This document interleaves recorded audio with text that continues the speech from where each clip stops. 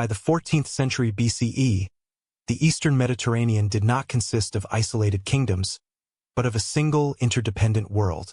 Copper mined in Cyprus was alloyed with tin from distant sources, shaped in Anatolian workshops, shipped across the Aegean, and recorded in palace archives written in scripts that would soon vanish entirely. Kings corresponded across seas, armies depended on grain shipments from hundreds of miles away, and stability rested on networks so complex that their failure would bring down civilizations simultaneously. This was the Late Bronze Age system, prosperous, centralized, and critically fragile. From the Nile Valley to the Aegean Sea, political power during the Late Bronze Age was organized around centralized palace-states that relied on long-distance exchange, diplomatic correspondence, and controlled redistribution of resources. Egypt's New Kingdom, the Hittite Empire of Anatolia, the Mycenaean palatial centers of Greece, and the city-states of the Levant operated within a shared framework of economic and political interdependence. Archaeological and textual evidence indicates that no major power functioned in isolation during this period. Egypt, under the 18th and early 19th dynasties, maintained imperial authority through military garrisons and vassal administration in the Levant. Grain from the Nile Valley supported both domestic consumption and diplomatic exchange. Egyptian inscriptions and administrative records demonstrate that surplus agricultural production was essential to sustaining long-distance diplomacy, including gift exchange with foreign rulers. These interactions are extensively documented in the Amarna letters, a corpus of diplomatic correspondence written in Akkadian cuneiform and discovered at Akhetaten. To the north, the Hittite Empire governed much of Anatolia from its capital at Hattusa. Hittite power depended on overland trade routes connecting Anatolia to Syria and Mesopotamia. Cuneiform tablets recovered from Hattusa record treaties, laws, and correspondence with Egypt, Ugarit, and Western Anatolian polities. These texts reveal a system based on vassal obligations, military support, and regulated exchange of goods. Control of access to metals, particularly copper, was a central concern of Hittite administration. Mycenaean Greece represented the westernmost extension of this interconnected system. Palatial centers such as Mycenae, Pylos, Tiryns, and Thebes governed surrounding territories through centralized bureaucracies. Linear B tablets recovered from these sites document detailed accounting of agricultural output, craft production, and labor organization. While Mycenaean states did not control large territorial empires, archaeological evidence demonstrates their participation in extensive maritime trade networks linking the Aegean to Cyprus, the Levant, and Egypt. Cyprus, known in contemporary texts as Alatia, occupied a critical position within the Late Bronze Age economy. Archaeological evidence confirms that Cypriot copper was exported on a massive scale, forming the basis of bronze production throughout the eastern Mediterranean. Correspondence between the king of Alatia and Egyptian pharaohs references shipments of copper measured in tons, emphasizing the island's economic importance. Control over Cypriot production and transport routes was therefore a matter of strategic concern for multiple powers. The movement of goods across this system is illustrated most clearly by maritime archaeology. The Ulubaran shipwreck, dated to the late 14th century BCE and discovered off the coast of southern Anatolia, carried copper ingots from Cyprus, tin ingots likely sourced from Central Asia or Anatolia, glass ingots, ivory, gold, and luxury goods from multiple regions. The cargo demonstrates not only the scale of trade but also its complexity, involving materials from widely separated geographic zones transported in a single voyage. Levantine port cities such as Ugarit, Byblos, and Tyre functioned as intermediaries within this system. Excavations at Ugarit have uncovered extensive archives of cuneiform tablets documenting trade agreements, shipping schedules, and diplomatic correspondence. These records indicate that coastal cities depended on uninterrupted maritime traffic for economic survival. Grain imports, timber exports, and manufactured goods moved through these ports in predictable cycles tied to seasonal winds and political stability. The Late Bronze Age system relied heavily on centralized authority to regulate production, storage, and redistribution. Palaces served as administrative hubs, collecting surplus from surrounding agricultural regions and allocating resources to elites, artisans, and military forces. This structure allowed states to support large populations and maintain diplomatic networks, but it also concentrated economic control within limited institutional frameworks. Across the Eastern Mediterranean, the period between 1600 and 1300 BCE was marked by relative stability, standardized diplomatic practices, and sustained economic growth. However, the same features that enabled prosperity, long-distance trade, centralized administration, and interdependence between regions, also created conditions in which disruption in one area could rapidly affect others. As these networks intensified, so too did their exposure to disruption from environmental, political, and migratory pressures. Before we continue, you may choose to subscribe to the channel and enable notifications for future Nightfall history documentaries. New long-form episodes are released regularly.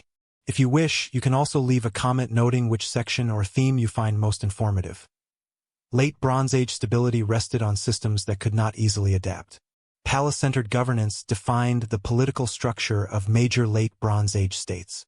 In Egypt, administrative control was concentrated in regional centers overseen by appointed officials reporting to the pharaoh. Detailed records, including the Wilbur Papyrus and other New Kingdom documents, enumerate land holdings, labor obligations, and tax collection. These archives demonstrate the reliance on centralized bureaucracies to manage resources, coordinate labor, and sustain military campaigns. Similarly, the Hittite Empire maintained authority through a network of vassal states. Treaties recorded in Hittite cuneiform tablets, such as the well-preserved agreements with the Kingdom of Kizzuwatna, outline obligations including military support, tribute payments, and regulated succession. These vassal relationships created a hierarchy of loyalty that extended Hittite influence across Anatolia and northern Syria. The tablets also record occasional disputes and appeals to the king, providing evidence of legal mechanisms and administrative oversight. Mycenaean Greece operated under palatial control, with linear B-tablets documenting the management of craft production, agricultural output, and military provisioning. Palaces functioned as central hubs for redistribution of resources, collecting surplus from surrounding communities and coordinating large-scale labor projects. Administrative records indicate that resources, including grain, textiles, and bronze, were carefully allocated to sustain elites, artisans, and military personnel. Despite these systems' effectiveness, they were heavily dependent on predictable environmental and economic conditions. Agricultural surpluses were required to maintain administrative control and support large populations. Trade networks, particularly maritime exchanges connecting Cyprus, the Levant, and the Aegean, were vital to the circulation of tin, copper, and luxury goods. Disruptions to either harvests or trade could place significant strain on centralized administration. Archaeological evidence demonstrates that some sites were highly vulnerable to compounded shocks. Destruction layers at Mycenae, Tiryns, and Hattusa show abrupt burning and abandonment, often following sequences of stress including political upheaval, trade disruption, or environmental hardship. Correspondence from the Amarna archive indicates that disputes between rulers and vassals increased during periods of resource scarcity, further highlighting systemic fragility. Records from Egypt, including inscriptions and administrative letters, also show signs of tension. Letters from Canaanite city-states report appeals for assistance against local unrest, while Egyptian officials documented declining yields in the Nile floodplain during the late 13th century BCE. These documents illustrate the extent to which central authorities depended on stable conditions to enforce policies and maintain control. Across the Eastern Mediterranean, continuity in governance relied on succession stability within ruling dynasties. In Egypt, transitions between pharaohs required rapid consolidation of power to prevent rebellion or administrative disruption. Hittite royal succession was similarly regulated by treaty agreements with vassals, often specifying inheritance and duties. In cases where succession was contested or rulers were unable to maintain authority, local centers of power could act independently, potentially destabilizing broader political structures. Collectively, palace-centered administrations, vassal hierarchies, and centralized redistribution created complex but delicate systems of governance. While effective under normal conditions, These networks were exposed to disruption from environmental variation, political disputes, and trade interruptions. The combination of dependency on external resources and concentrated authority made these systems highly sensitive to stress. By the late 13th century BCE, these fragile structures began to show signs of strain. Long before the Sea Peoples appear by name, instability was already spreading. By the early 13th century BCE, several regions across the eastern Mediterranean began to show signs of stress. Environmental evidence, including pollen records and sediment cores from Anatolia, the Levant, and the Aegean, indicate periods of drought and reduced agricultural productivity. These fluctuations would have affected grain surpluses essential to palace economies, creating pressures on centralized administrative systems and the capacity of states to support their populations and military apparatus. Textual sources corroborate these environmental stresses. Letters from the Amarna archive, though written slightly earlier, show ongoing complaints from vassal rulers in Canaan about shortages, local unrest, and challenges in maintaining trade obligations. Egyptian inscriptions also record campaigns against rebellious groups within occupied territories, suggesting that centralized control was increasingly contested. Similar patterns are visible in Hittite correspondence, where reports of incursions by northern and western Anatolian groups reveal tensions along frontier zones. Archaeological evidence shows a corresponding increase in fortification construction. Sites such as Troy Via and numerous Levantine coastal towns demonstrate substantial defensive works, including high walls and towers, built or reinforced during this period. These modifications indicate that communities were preparing for heightened risk of attack, whether from internal rebellion or external raiding. The scale and consistency of these fortifications across regions suggest that threats were widespread rather than isolated. Raiding activity is documented in Hittite texts from the late 13th century BCE. Letters from Hattusa describe attacks by groups from western Anatolia and the Aegean, which some scholars identify as early manifestations of the populations later termed the Sea Peoples. While the Hittite records do not provide detailed ethnographic information, they reflect repeated pressure on established trade and communication routes, contributing to the fragility of political structures. The Levantine coast also displays archaeological destruction layers dating to this period. Sites including Ugarit, Byblos, and smaller settlements show evidence of burning, abandonment, and partial reconstruction. These events are concurrent with similar destruction across Aegean and Anatolian sites, such as Troy Via. Rather than representing a singular catastrophic event, the pattern indicates a cumulative process of disruption, reflecting a combination of environmental stress, internal unrest, and external incursions. In addition to physical destruction, evidence suggests economic disruption. Maritime trade appears to have experienced interruptions, with reduced quantities of imported goods, fewer standardized weights, and gaps in palace-based record-keeping. The Ulubaran shipwreck, dated slightly earlier, illustrates the complexity of trade networks that were increasingly vulnerable to interruption, emphasizing how interconnectivity could transmit instability across long distances.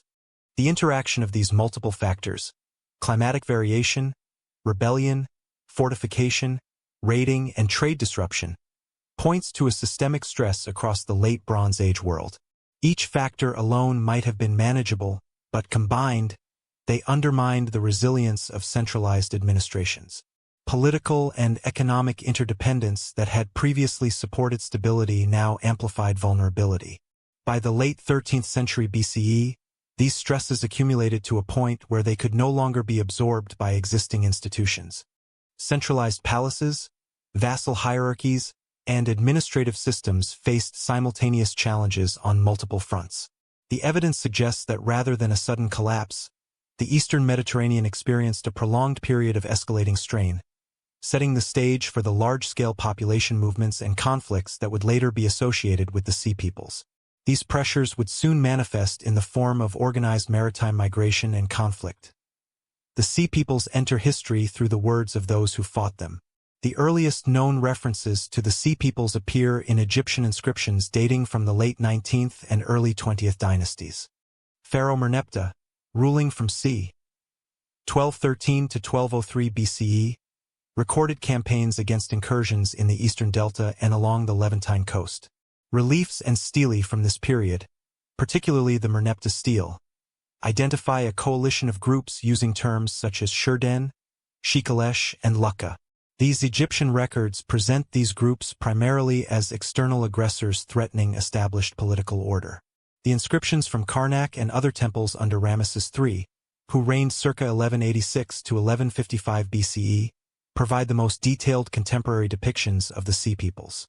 At Medinet Habu, a mortuary temple complex, reliefs show coordinated land and naval assaults against Egyptian forces, accompanied by hieroglyphic labels identifying groups including the Peleset, Denyen, Checker, Weshish, and again the Shurden. These records depict the attackers in uniform style, armed with distinctive helmets, round shields, and chariots, illustrating Egyptian attempts to categorize and visually communicate the nature of the threat. Egyptian textual and visual evidence emphasizes the propagandistic framing of these groups. Inscriptions portray the Sea Peoples as chaotic, destructive, and universally hostile, often including graphic scenes of defeated enemies. While effective as royal propaganda, these sources inherently overstate Egyptian control and simplify the identity of the adversaries. Modern scholarship notes that such representations must be critically analyzed, distinguishing between descriptive reporting and rhetorical exaggeration. The terminology used in Egyptian texts reflects both local and distant knowledge of Mediterranean populations. The Shurden are frequently linked to Sardinia, Shikalesh to Sicily, and Lukka to southwestern Anatolia, though the exact geographic correlations remain debated. Peleset is widely associated with the later Philistines, appearing in the southern Levant. Denyen may correspond to Aegean or Anatolian populations, while Checker and Weshish are more ambiguous. These designations likely conflate ethnic, regional, and occupational identities as perceived by Egyptian scribes. Merneptah's inscriptions note that these incursions often occurred as coordinated raids targeting Egyptian vassals and coastal settlements. Letters and administrative texts from the same period corroborate disturbances in the delta and along the southern Levant. Egyptian sources emphasize that these threats required rapid mobilization of military resources, including garrisoned infantry, chariots, and naval units. The textual record thereby provides insight into both the nature of Sea Peoples' activities and Egyptian responses. Medinet Habu reliefs under Ramesses III extend the textual evidence through visual documentation of maritime engagements. Ships are depicted with curved hulls, multiple oars, and raised fore and aft decks, suggesting an organized naval capability. Egyptian soldiers are shown repelling boarding attempts, capturing prisoners, and recovering weaponry. These images, combined with accompanying hieroglyphic captions, illustrate the scale of coordinated campaigns involving multiple groups simultaneously. While Egyptian inscriptions are invaluable, their limitations must be recognized. The perspective is invariably Egyptian, emphasizing enemy aggression and Egyptian military prowess. Information about the internal organization, motives, or origin of the Sea Peoples is indirect and filtered through a narrative of defense and victory. Chronological uncertainties and regional variations in terminology further complicate the historical reconstruction. Despite these constraints, the Egyptian textual corpus remains the primary source for identifying and categorizing the Sea Peoples in historical terms. By analyzing inscriptions alongside material evidence from coastal settlements and shipwrecks, scholars can cross-reference Egyptian accounts with archaeological patterns of disruption and migration. This triangulation allows a clearer, though still incomplete, picture of the groups involved and the nature of their interactions with established states. The earliest Egyptian references, spanning the reigns of Merneptah and Ramesses III, therefore provide both the first historical appearance of the Sea Peoples and a framework for understanding how these groups were perceived and recorded. They establish a foundation for chronological and geographic study of late Bronze Age disruptions, while simultaneously illustrating the propagandistic priorities of Egyptian royal inscription. These names raise questions about who these groups were and where they originated. No single homeland can fully explain the Sea Peoples.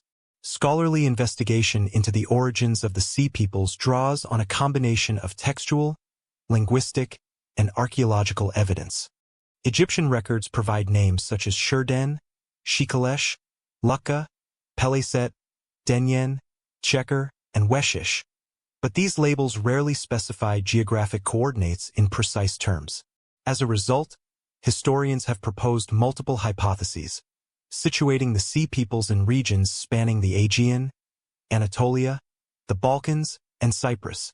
Each theory relies on interpretations of material culture, inscriptions, and comparative analysis with contemporary settlements. One Aegean hypothesis emphasizes the correspondence between Egyptian terms and populations from the southern Balkans and the central Aegean. Shurden and Shikalesh have been linked linguistically to Sardinia and Sicily, while Denyen may correlate with the Greek Danaoi. Pottery styles recovered from Levantine coastal settlements, particularly Mycenaean IIIC ceramics, exhibit Aegean influences. These assemblages suggest that at least some groups of Sea Peoples had maritime origins in the central and eastern Aegean, reflecting movement patterns consistent with post-Mycenaean displacements. An Anatolian hypothesis draws on the Lukka reference, often associated with southwestern Anatolia. Hittite texts identify the Lukka as raiding and resisting Hittite authority, with settlements in Lycia and surrounding regions. Archaeological evidence from Anatolian coastal sites demonstrates fortification, weaponry, and material culture similar to items found in later Sea Peoples-associated contexts. These connections suggest that groups from western Anatolia contributed to the larger coalition of raiders moving along the eastern Mediterranean coast. The Cypriot hypothesis considers the strategic and economic significance of Alatia. Archaeological evidence indicates that Cypriot copper production was central to the late Bronze Age economy, and disruptions in maritime transport could have prompted population movements. Some researchers argue that sudden environmental stress or trade interruption in Cyprus may have pushed communities into migration, contributing personnel to the Sea Peoples coalitions. Excavated settlements show cultural continuity alongside adaptation, reinforcing the possibility of migration rather than mere raiding. Comparative material culture also informs geographic hypotheses. Weapons, including round shields, distinctive helmets, and short swords, display typologies corresponding to multiple regions. Pottery, particularly stirrup jars and decorated amphorae, exhibits Aegean and Anatolian styles. Shipwreck evidence, such as cargoes from the Ulubran site, demonstrates that maritime trade networks were already widespread, facilitating mobility and the movement of armed groups. These artifacts suggest that the Sea Peoples were not monolithic but comprised multiple communities drawn from different regions, each contributing to raids and migrations. Linguistic evidence further complicates the picture. Egyptian transcriptions of foreign names are filtered through hieroglyphic conventions, potentially obscuring original pronunciations. Correspondences between Egyptian terms and geographic regions are suggestive but not definitive. The diversity of names in Egyptian inscriptions indicates that the coalition may have included speakers of several languages, including early Greek dialects, Anatolian Luwic languages, and West Semitic dialects.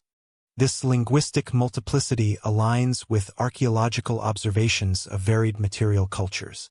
Settlement patterns reinforce the notion of multiple origins. Coastal sites across the Levant and Cyprus reveal abrupt destruction layers followed by partial rebuilding, often introducing new architectural layouts and imported ceramics. In some cases, settlements exhibit Aegean-style features superimposed on local traditions, suggesting the arrival or integration of foreign populations. Combined with textual evidence, these patterns indicate that Sea Peoples movements were both migratory and militarily disruptive. Consensus among scholars leans toward a multi-regional origin model. Rather than a single ethnic or national group, the Sea Peoples appear to have been a coalition of displaced or mobile communities responding to political, economic, and environmental pressures. Egyptian records emphasize a unified enemy for propaganda purposes, but material evidence demonstrates heterogeneity. This approach allows for the incorporation of Aegean, Anatolian, Cypriot, and possibly Balkan contributions without attributing the phenomenon to one geographic source alone. In sum, the geographic origins of the Sea Peoples remain partially indeterminate. Textual evidence, linguistic analysis, pottery typologies, weaponry, and settlement patterns suggest multiple sources and diverse trajectories. While some regional attributions remain plausible, absolute certainty is not achievable. What emerges clearly is the capacity for movement and coordination across wide distances in the late 13th century BCE, setting the stage for large-scale maritime operations along the eastern Mediterranean coast. Regardless of origin, these groups began to move on an unprecedented scale. The Sea Peoples moved not only as warriors but as communities. Egyptian reliefs, particularly at Medinet Habu under Ramesses III, depict the Sea Peoples with attributes that extend beyond purely military activity. Figures are shown accompanied by women, children, and ox-drawn carts, suggesting the presence of entire households rather than solely professional soldiers. These depictions indicate that the movements involved families transporting possessions, livestock, and essential goods, reflecting patterns consistent with population displacement or migration. Archaeological evidence complements these textual records. Coastal settlements in the Levant and southern Anatolia display layers of destruction followed by rapid reconstruction and the introduction of foreign architectural forms and ceramics. The combined presence of familiar local materials and imported Aegean-style artifacts suggests the integration of incoming groups rather than transient raiding parties. Such patterns reinforce the interpretation of the Sea Peoples as mobile populations seeking new territory, rather than cohesive armies organized by centralized states. The movement of these groups also corresponds with broader systemic disruptions across the eastern Mediterranean. Declines in palace-based administrative control, reduced agricultural output, and the collapse of long-distance trade networks would have created pressures on populations to relocate. Egyptian and Hittite records both note disruptions in supply and loyalty among vassals, suggesting that the destabilization of existing structures provided conditions favorable for migration. Evidence for migration is also visible in logistical considerations. Ox carts, wagons, and portable supplies shown in Egyptian reliefs imply planned, long-distance travel which would have required coordination across multiple groups. Such movements would be slow, measured, and sensitive to geographic obstacles, further indicating that these were communities relocating in response to economic and environmental stressors rather than rapid military incursions. In contrast, invasion models traditionally interpret the Sea Peoples as foreign military forces intent on conquest. Egyptian inscriptions emphasize destruction and defeat inflicted by the pharaoh, depicting battles and captured combatants. While these representations underscore Egyptian defensive successes, they are often propagandistic and do not account for evidence of civilian migration. The combination of warriors, families, and domestic animals within the reliefs undermines purely martial interpretations and suggests a more complex phenomenon. Settlement attempts provide additional context. Archaeological sites such as Ashkelon, Ashdod, and Ekron show signs of new habitation coinciding with the period of Sea Peoples activity. In these locations, imported pottery and modified construction methods appear alongside native techniques. This material synthesis indicates that arriving groups were establishing a presence and adapting to local conditions, rather than conducting temporary raids. Such evidence aligns with migration frameworks emphasizing adaptation and settlement. Regional variations in Sea Peoples activity also support migration interpretations. Not all groups engaged in direct confrontation with major powers. Some moved along coastal or riverine corridors, integrating into or displacing local communities. Egyptian and Hittite texts emphasize confrontations at strategic locations but provide limited insight into movements occurring beyond these conflict zones. Archaeology fills this gap, showing a broader demographic pattern that includes resettlement, assimilation, and resource acquisition. The distinction between invasion and migration is critical for understanding the nature of late Bronze Age collapse. Whereas invasion implies a coordinated military objective, migration reflects population responses to cumulative systemic pressures, including environmental stress, economic disruption, and political instability. Recognizing the Sea Peoples as migrating communities provides a framework for interpreting the widespread cultural, demographic, and material changes evident in the archaeological record. By integrating textual, visual, and archaeological evidence, it becomes apparent that the Sea Peoples acted both as combatants and as relocating populations. Their mobility, family composition, and resource management demonstrate a multifaceted phenomenon that cannot be fully explained by traditional invasion narratives. This perspective emphasizes demographic and social processes alongside military activity, situating the Sea Peoples within the broader dynamics of late Bronze Age transformation. These movements would soon collide with the major powers of the Eastern Mediterranean. By the mid-13th century BCE, the Hittite Empire stood as one of the great powers of the ancient Near East. The Hittite Empire, centered at Hattusa in central Anatolia, maintained a complex political and administrative structure that allowed it to govern a vast territory spanning Anatolia and northern Syria. Authority was concentrated in the royal palace, which functioned as the hub of centralized decision-making. Cuneiform archives recovered from Hattusa detail administrative records, legal codes, and treaties, demonstrating an organized bureaucracy capable of overseeing taxation, resource allocation, and military mobilization. The royal court exercised influence over vassal states, ensuring loyalty through formal agreements, marriage alliances, and controlled succession procedures. Diplomatic correspondence illustrates the empire's integration into the broader late Bronze Age political landscape. Treaties with Egypt, including the famous treaty following the Battle of Kadesh around 1274 BCE, exemplify the Hittites' engagement with other major powers. These agreements regulated territorial boundaries, guaranteed mutual assistance, and formalized diplomatic relations, reflecting a sophisticated understanding of interstate relations and political legitimacy. Such documents also indicate the reliance of the Hittite king on both military and legal mechanisms to maintain authority over distant territories. The empire's military structure relied on a combination of standing forces, levies from vassal states, and strategic deployment of chariot units. Elite warriors, often drawn from the royal household or regional aristocracy, maintained readiness while local forces supplemented campaigns. Overland trade routes connected Anatolia to Syria, the Levant, and the Aegean, facilitating the movement of both goods and troops. Control over these routes was essential for supplying armies, maintaining economic stability, and projecting power beyond the central core of the empire. Agriculture formed the foundation of the Hittite economy and underpinned both military and political stability. Fertile river valleys and plains surrounding Hattusa, as well as vassal territories in Anatolia and Syria, provided grain and livestock critical for sustaining large populations.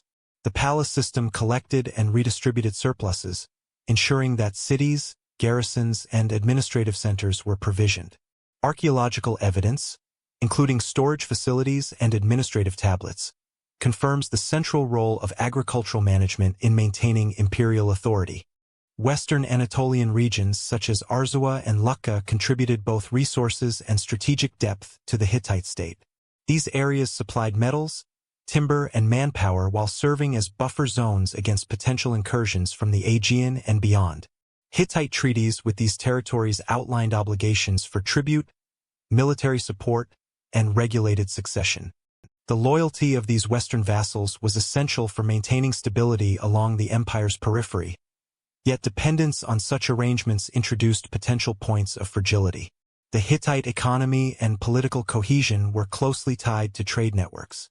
Overland routes transported metals, textiles, and luxury goods from Anatolia to Mesopotamia and the Levant, while maritime connections allowed indirect engagement with Cyprus, the Aegean, and Egypt. Disruption of these networks, whether by environmental factors, local unrest, or foreign incursions, could create cascading effects across the empire. Administrative correspondence from Hattusa frequently addresses the need to secure routes and maintain supply lines, highlighting the centrality of connectivity to imperial strength. Legal systems further reinforced hierarchical control. Cuneiform tablets record codified laws addressing property rights, inheritance, and criminal behavior, applied both to Hittite citizens and to populations in vassal territories. Enforcement mechanisms combined judicial authority from palace officials with local governance structures, creating a multi-tiered system that regulated daily life and maintained political order. These legal frameworks contributed to internal cohesion but also required continuous oversight and administrative efficiency. The Hittite Empire's reliance on multiple integrated systems, agriculture, military organization, trade, and legal governance, produced substantial strength and influence during its peak. Its control over Anatolia and northern Syria allowed the Hittites to compete with contemporary powers, including Egypt and Assyria, while diplomacy and treaty-making facilitated stability at the international level. Yet, the complexity of these interconnected systems also introduced potential vulnerabilities. By the mid-13th century BCE, the Hittite state had achieved a high degree of centralization and regional integration. Control over vassals, extensive trade networks, and administrative sophistication placed the empire among the dominant powers of the Eastern Mediterranean. Its ability to mobilize resources, enforce legal authority, and engage in diplomacy exemplifies the organizational capacity of late Bronze Age imperial systems. This stability would prove fragile as pressures mounted along the empire's western and southern frontiers. Hittite records increasingly describe enemies arriving from the sea. By the mid-13th century BCE, Hittite texts indicate growing instability in western Anatolia, particularly in the Lukka lands along the southwestern coast. These regions, corresponding to modern southwestern Turkey, were characterized in cuneiform archives as rebellious and difficult to control. Letters from Hattusili III and Tudhalia IV frequently refer to threats originating from the coast, including raids that disrupted trade, threatened vassals, and challenged central authority. The frequency of these reports suggests sustained pressure rather than isolated incidents. Maritime raids posed specific challenges to Hittite administration. Coastal settlements in Anatolia and the adjacent islands were vulnerable to attack, particularly during periods when royal oversight or military presence was limited. Documents from Hattusa describe expeditions launched to suppress insurgent activity, including punitive campaigns against coastal fortifications. Such measures reflect both the strategic importance of the region and the difficulties the Hittite state faced in projecting power across a fragmented coastline. Archaeological evidence supports the textual record. Excavations at several coastal sites, including locations along the Lycian and Carian coasts, reveal destruction layers dating to the late 13th century BCE. These layers, often characterized by burning, collapsed structures, and abandoned settlements, indicate repeated episodes of violence. Pottery assemblages, weaponry, and imported goods show disruption of trade networks and local economic instability. The cumulative pattern demonstrates persistent instability rather than a single catastrophic event. Western Anatolia also served as a transit zone for mobile populations. Groups identified in later Egyptian texts as sea peoples likely utilized these regions as staging grounds or points of passage. The combination of fragmented local authority, maritime access, and proximity to trade routes made the Lukka coast strategically significant for both raiders and displaced populations. Hittite correspondence frequently notes difficulties in maintaining loyalty and oversight among local rulers, illustrating the challenge of controlling peripheral territories. Lukka raids were not purely opportunistic. They exploited the vulnerabilities of the Hittite administrative and military apparatus. Letters document appeals from vassals requesting assistance against coastal attackers, indicating that localized disturbances had the potential to escalate into broader regional insecurity. The central authority's ability to respond was limited by geographic distance, resource constraints, and simultaneous pressures elsewhere in the empire. The Hittite approach to these maritime threats combined military, diplomatic, and administrative strategies. Campaigns were dispatched to secure key ports, reinforce fortifications, and punish persistent raiders. Treaties with Western vassals occasionally included obligations to maintain coastal security and report unauthorized activity. Despite these measures, reports suggest that enforcement was uneven, leaving gaps that raiders could exploit. Egyptian inscriptions from the same period indicate that Aegean or Anatolian seafaring groups were capable of coordinated action across large distances, further complicating Hittite defensive efforts. Coastal settlements themselves adapted to the threat environment. Archaeological evidence shows expansion of fortifications, construction of elevated defensive walls, and strategic placement of towers overlooking harbors. Material culture from these sites reflects both continuity and change, with imported goods from Aegean and Anatolian contexts indicating ongoing trade and contact, despite repeated disruptions. These adaptations demonstrate attempts to mitigate risk without entirely abandoning economic and social structures.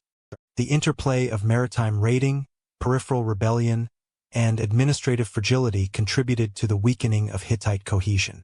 Western Anatolia, once an integrated and resource-rich region, increasingly operated on the margins of imperial control. This fragmentation coincided with internal pressures, including succession disputes and resource management challenges, amplifying the impact of external threats. By the late 13th century BCE, Western Anatolia had become both a flashpoint for raiding activity and a corridor for mobile populations moving along the Mediterranean coast. Hittite records reflect the growing difficulty of maintaining centralized authority, while archaeological evidence underscores the tangible effects of persistent instability. The combination of repeated attacks, disrupted trade, and declining local loyalty set the stage for broader systemic collapse. These disruptions weakened imperial cohesion just as internal crises intensified. The Hittite capital fell not to one enemy, but to systemic failure. By around 1200 BCE, the once dominant Hittite Empire experienced a dramatic collapse, culminating in the abandonment and destruction of its capital, Hattusa. Archaeological excavations reveal evidence of large-scale burning, collapsed structures, and the abrupt cessation of administrative activity. Cuneiform tablets indicate that palace archives were left incomplete, with record-keeping suddenly interrupted. Storage facilities for grain, metals, and other vital resources were abandoned, suggesting a failure of logistical coordination that would have undermined both urban populations and military provisioning. Royal correspondence from the late 13th century BCE highlights the pressures facing the Hittite state. Letters note shortages of essential goods, including grain, and appeals for aid from vassal regions under threat. These documents indicate that famine, whether from environmental factors, crop failure, or disrupted trade networks, contributed significantly to systemic instability. The accumulation of stress points across multiple sectors, administration, agriculture, and military supply, compounded the empire's vulnerabilities. Western Anatolian regions, particularly the Lukka lands, continued to experience raids and local rebellion, further straining the Hittite capacity for centralized control. Coastal and inland settlements show repeated destruction layers dating to the period immediately preceding the fall of Hattusa. These patterns indicate that external pressures were sustained over years, rather than being the result of a single military event. At the same time, internal succession disputes and the death of key rulers weakened political cohesion, leaving peripheral territories increasingly autonomous or rebellious. Trade disruption amplified the collapse. Hittite reliance on overland routes and maritime intermediaries meant that interruptions in either sphere had cascading effects. Archaeological evidence points to declining imports of tin, copper, and luxury goods, which were critical for both military production and elite consumption. The decline of maritime security along the western Anatolian and Aegean coasts undermined the movement of resources, further compromising the empire's capacity to respond to crises. The destruction of Hattusa itself appears to have been multi-causal. Excavation layers show both burning and structural collapse, suggesting episodes of violent conflict combined with administrative abandonment. The lack of evidence for a singular invading force supports the interpretation that the fall of the city resulted from compounded systemic failure. Environmental stress, famine, insurgent activity, and administrative breakdown interacted to produce a rapid yet internally generated collapse. The consequences of Hattusa's destruction extended beyond the city itself. The fall of the Hittite capital removed a key stabilizing force in Anatolia, creating a power vacuum across central and western regions. Former vassal states and subordinate territories were left without effective oversight, accelerating regional fragmentation. Neighboring states, including Arzawa, Assyria, and coastal city-states, experienced the ripple effects of instability, which included increased raiding, displacement, and economic disruption. Material evidence from surrounding regions demonstrates the broader impact of imperial collapse. Sites in northern Syria and western Anatolia exhibit concurrent destruction or abandonment, consistent with the loss of centralized authority in Hattusa. Some communities experienced partial rebuilding, but the scale of devastation and the fragmentation of administrative systems indicate that the cohesion maintained by the Hittite Empire was irreversibly compromised. The collapse set a precedent for broader Late Bronze Age regional instability. Egyptian texts from the early 12th century BCE, including those under Ramesses III, indirectly reference disruptions in Anatolia and the Levant. These accounts, while focused on Egyptian security, suggest awareness of large-scale population movements and coastal raids originating from areas once under Hittite influence. The destabilization of Anatolia thus contributed to the conditions that allowed groups later identified as the Sea Peoples to mobilize across the eastern Mediterranean. The fall of the Hittite Empire demonstrates the fragility of complex, centralized systems when subjected to simultaneous internal and external pressures. Administrative sophistication, military capability, and regional integration were insufficient to withstand compounded stressors, including environmental fluctuations, disrupted supply chains, and peripheral rebellion. The example of Hattusa underscores the importance of resilience and redundancy in sustaining imperial structures in the Late Bronze Age. With Anatolia destabilized, pressure spread across the Aegean world. Mycenaean power was built on centralized palaces and controlled redistribution. During the Late Bronze Age, Mycenaean Greece was organized around a network of palatial centers, including Mycenae, Pylos, Tiryns, and Thebes. These complexes functioned as both political and economic hubs, concentrating administrative authority, military oversight, and resource management. Archaeological excavations reveal monumental architecture with fortified citadels, storage facilities, and administrative quarters, indicating the centrality of palaces in the governance of surrounding territories. Linear B tablets, first deciphered in the 20th century, provide detailed evidence of bureaucratic operations. Records document the allocation of grain, livestock, textiles, and other commodities to palace personnel, craftsmen, and military forces. Administrative lists reveal control over agricultural production, labor mobilization for construction and military service, and the collection and redistribution of tribute from dependent settlements. These records illustrate a highly organized redistributive economy that connected rural production to urban administration. The Mycenaean palaces also played a key role in sustaining military capability. Linear B texts enumerate chariot crews, infantry contingents, and weapons storage, suggesting systematic recruitment and provisioning. Palatial oversight ensured that warriors were supplied with both food and arms, enabling coordinated campaigns and defensive operations. Fortifications surrounding the citadels reinforced these military functions, providing secure bases from which rulers could project power over surrounding territories. Economic activity extended beyond the palace walls. Mycenaean centers engaged in maritime trade across the Aegean and eastern Mediterranean, exchanging pottery, metals, and luxury goods with Minoan Crete, Anatolia, and the Levant. Imported wares, including Canaanite textiles and Cypriot copper, supplemented local production and reflected integration into broader Late Bronze Age networks.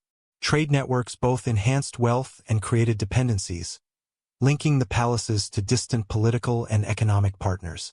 Comparative analysis reveals notable similarities to contemporary Near Eastern palace systems. Like Egypt and the Hittites, Mycenaean palaces relied on centralized administration, redistribution of surplus, and controlled labor for both civilian and military purposes. These structural parallels underscore common vulnerabilities: dependence on agricultural surplus, reliance on secure trade routes, and the need for centralized authority to maintain loyalty among peripheral settlements. The archaeological record further indicates the scale and complexity of Mycenaean governance. Storage magazines capable of holding large quantities of grain, oil, and wine suggest planning for both consumption and redistribution, while workshops for pottery, metalworking, and textile production reveal integrated economic activity. Administrative tablets frequently reference specific personnel, locations, and commodities, reflecting precise record-keeping and hierarchical management. Despite these strengths, palatial systems exhibited structural fragility. Centralized control made Mycenaean society dependent on the continuity of palace authority, as any disruption in leadership, supply, or communication could rapidly affect the wider population. The reliance on redistributive networks meant that interruptions in agricultural production, trade, or labor mobilization could propagate instability throughout the system. Moreover, Mycenaean palaces faced environmental and geopolitical pressures. The Aegean region was subject to variable rainfall and soil fertility, making harvests unpredictable. Coastal centers were exposed to maritime threats, including piracy or raiding from groups along the western Anatolian coast. The interconnectedness of the Aegean trade system meant that external disruptions, such as reduced copper supply from Cyprus or political instability in Anatolia, could have wide-reaching economic effects. Administrative and textual evidence further illustrates the potential fragility of the system. Linear B records highlight the meticulous tracking of resources, but they also suggest that surplus production was marginally above subsistence. Any prolonged disturbance could strain redistribution, compromise military readiness, or limit palace consumption. Combined with external pressures, this created a delicate equilibrium susceptible to disruption. In summary, Mycenaean palatial society was a highly organized, centralized system integrating economic, military, and administrative functions. Its success depended on careful management of resources, controlled redistribution, and connectivity with regional trade networks. Yet the very features that enabled Mycenaean power, centralization, reliance on surplus, and integration into broader networks, also rendered the system vulnerable to sustained environmental, economic, or political stress. These centralized systems proved ill-equipped to absorb sustained disruption. The Mycenaean world collapsed in stages, not in a single moment. Between approximately 1250 and 1180 BCE, the palatial centers of Mycenaean Greece experienced widespread destruction. Archaeological excavations at Pylos, Mycenae, Tiryns, and Thebes reveal extensive fire damage, collapsed walls, and abandoned administrative quarters. These sites show evidence of repeated episodes of destruction rather than a single catastrophic event, suggesting that the collapse was a protracted process involving multiple contributing factors. Stratigraphic studies confirm that some palaces were destroyed and rebuilt at least once during this period, reflecting cycles of stress and partial recovery. Linear B records from Pylos provide insight into the final years of palace administration. Tablets indicate emergency measures, including the accelerated distribution of grain, mobilization of labor, and preparation of defensive resources. The sudden urgency captured in these texts highlights the pressures facing palace authorities as trade networks faltered, agricultural production fluctuated, and political stability declined. These administrative responses suggest that palace officials were attempting to mitigate systemic stresses even as the infrastructure of authority weakened. Internal conflict appears to have played a significant role in palace destruction. Evidence of armed engagement within citadels, as indicated by weapon deposits and damage patterns, suggests that some attacks may have originated from within the society rather than solely from external invaders. This internal unrest may have been exacerbated by succession disputes, local elite competition, or disputes over resource allocation. The archaeological record reflects localized destruction, indicating that violence was uneven and varied from site to site. External pressures also contributed to the decline of palatial authority. Coastal settlements and maritime routes experienced increased raiding activity during the late 13th century BCE, likely linked to the movement of mobile groups from western Anatolia and the broader eastern Mediterranean. These incursions disrupted trade, limited access to essential resources, and undermined palace control over regional production. Imported goods, including copper and luxury items, became less frequent in archaeological contexts, suggesting that the economy was increasingly constrained. Environmental stress may have amplified both internal and external pressures. Pollen analysis and sediment studies indicate fluctuations in rainfall and soil productivity, leading to marginal agricultural yields in some regions. Reduced harvests would have limited the surplus necessary for palace redistribution, weakening the political authority of central administrations and increasing competition among local elites. Such ecological constraints would have compounded the challenges posed by human conflict and trade disruption. Despite these overarching trends, the collapse was highly regionalized. Some sites, such as Tiryns, show partial continuity, with sections of the citadel occupied or repaired after initial destruction, while others, like Pylos, were largely abandoned. This variation demonstrates that the Mycenaean collapse did not occur simultaneously across all centers, but rather progressed unevenly, shaped by local vulnerabilities, geographic position, and the relative strength of palace institutions. The staggered nature of destruction underscores the complexity of late Bronze Age systemic failure in the Aegean. Material culture further reflects adaptive responses to stress. Archaeological layers following destruction include simpler domestic architecture, reduced luxury goods, and modifications in pottery styles, suggesting that populations were reorganizing socially and economically. Trade connections diminished, but local networks persisted, indicating that surviving communities adjusted to the collapse of long-distance redistributive systems rather than disappearing entirely. The interplay of multiple factors, internal conflict, external raiding, disrupted trade, and environmental fluctuation, demonstrates that no single explanation can fully account for the Mycenaean palatial collapse. Instead, the archaeological and textual evidence points to a cumulative process in which palace authority gradually eroded, leaving populations to contend with fragmented governance, resource scarcity, and heightened mobility. The staggered destruction of palaces reflects the systemic vulnerabilities inherent in highly centralized, redistributive political systems. The collapse of palatial authority had profound demographic consequences. As administrative structures failed, populations moved from fortified centers into smaller settlements, rural hinterlands, or neighboring regions. These migrations contributed to cultural diffusion, shifts in settlement patterns, and the eventual emergence of the early Iron Age landscape in Greece. Such movements also facilitated the integration of displaced populations into peripheral areas, setting the stage for subsequent social and political transformations. As palatial authority vanished, population movement intensified. Collapse turned the Aegean from a hub of trade into a source of migration. Following the decline of the Mycenaean palatial centers between approximately 1200 and 1100 BCE, the Aegean region experienced significant population movement. Archaeological surveys document widespread abandonment of former palace sites, including Mycenae, Pylos, Tiryns, and Thebes. Many settlements show no evidence of rebuilding, while others display simplified domestic architecture and localized material culture, indicating reduced central control and the emergence of smaller, less hierarchical communities. The pattern of settlement abandonment and reorganization suggests that populations were relocating in response to the collapse of political and economic structures. Material culture provides further evidence for migration. New pottery styles, household tools, and architectural forms appear in regions previously dominated by Mycenaean palatial influence. These innovations, often appearing suddenly in coastal Levantine or Aegean island contexts, suggest the movement of people carrying aspects of their culture into new regions.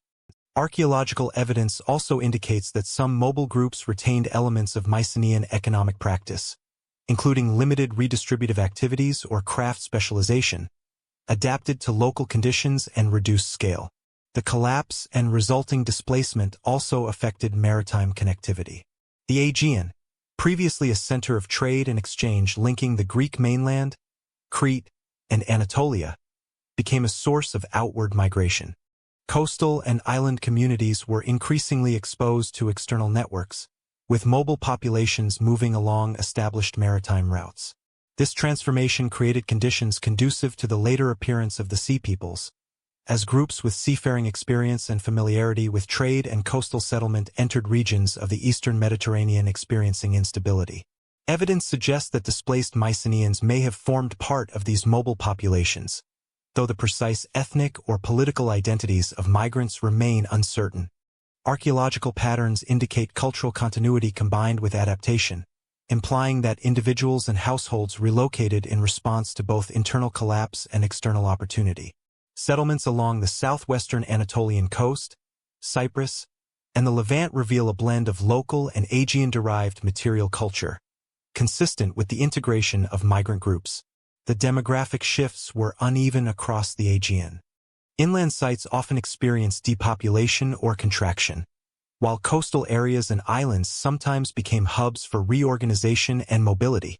Settlement surveys on Crete, Rhodes, and the Cycladic Islands show continuity in some locations but marked population reduction in others.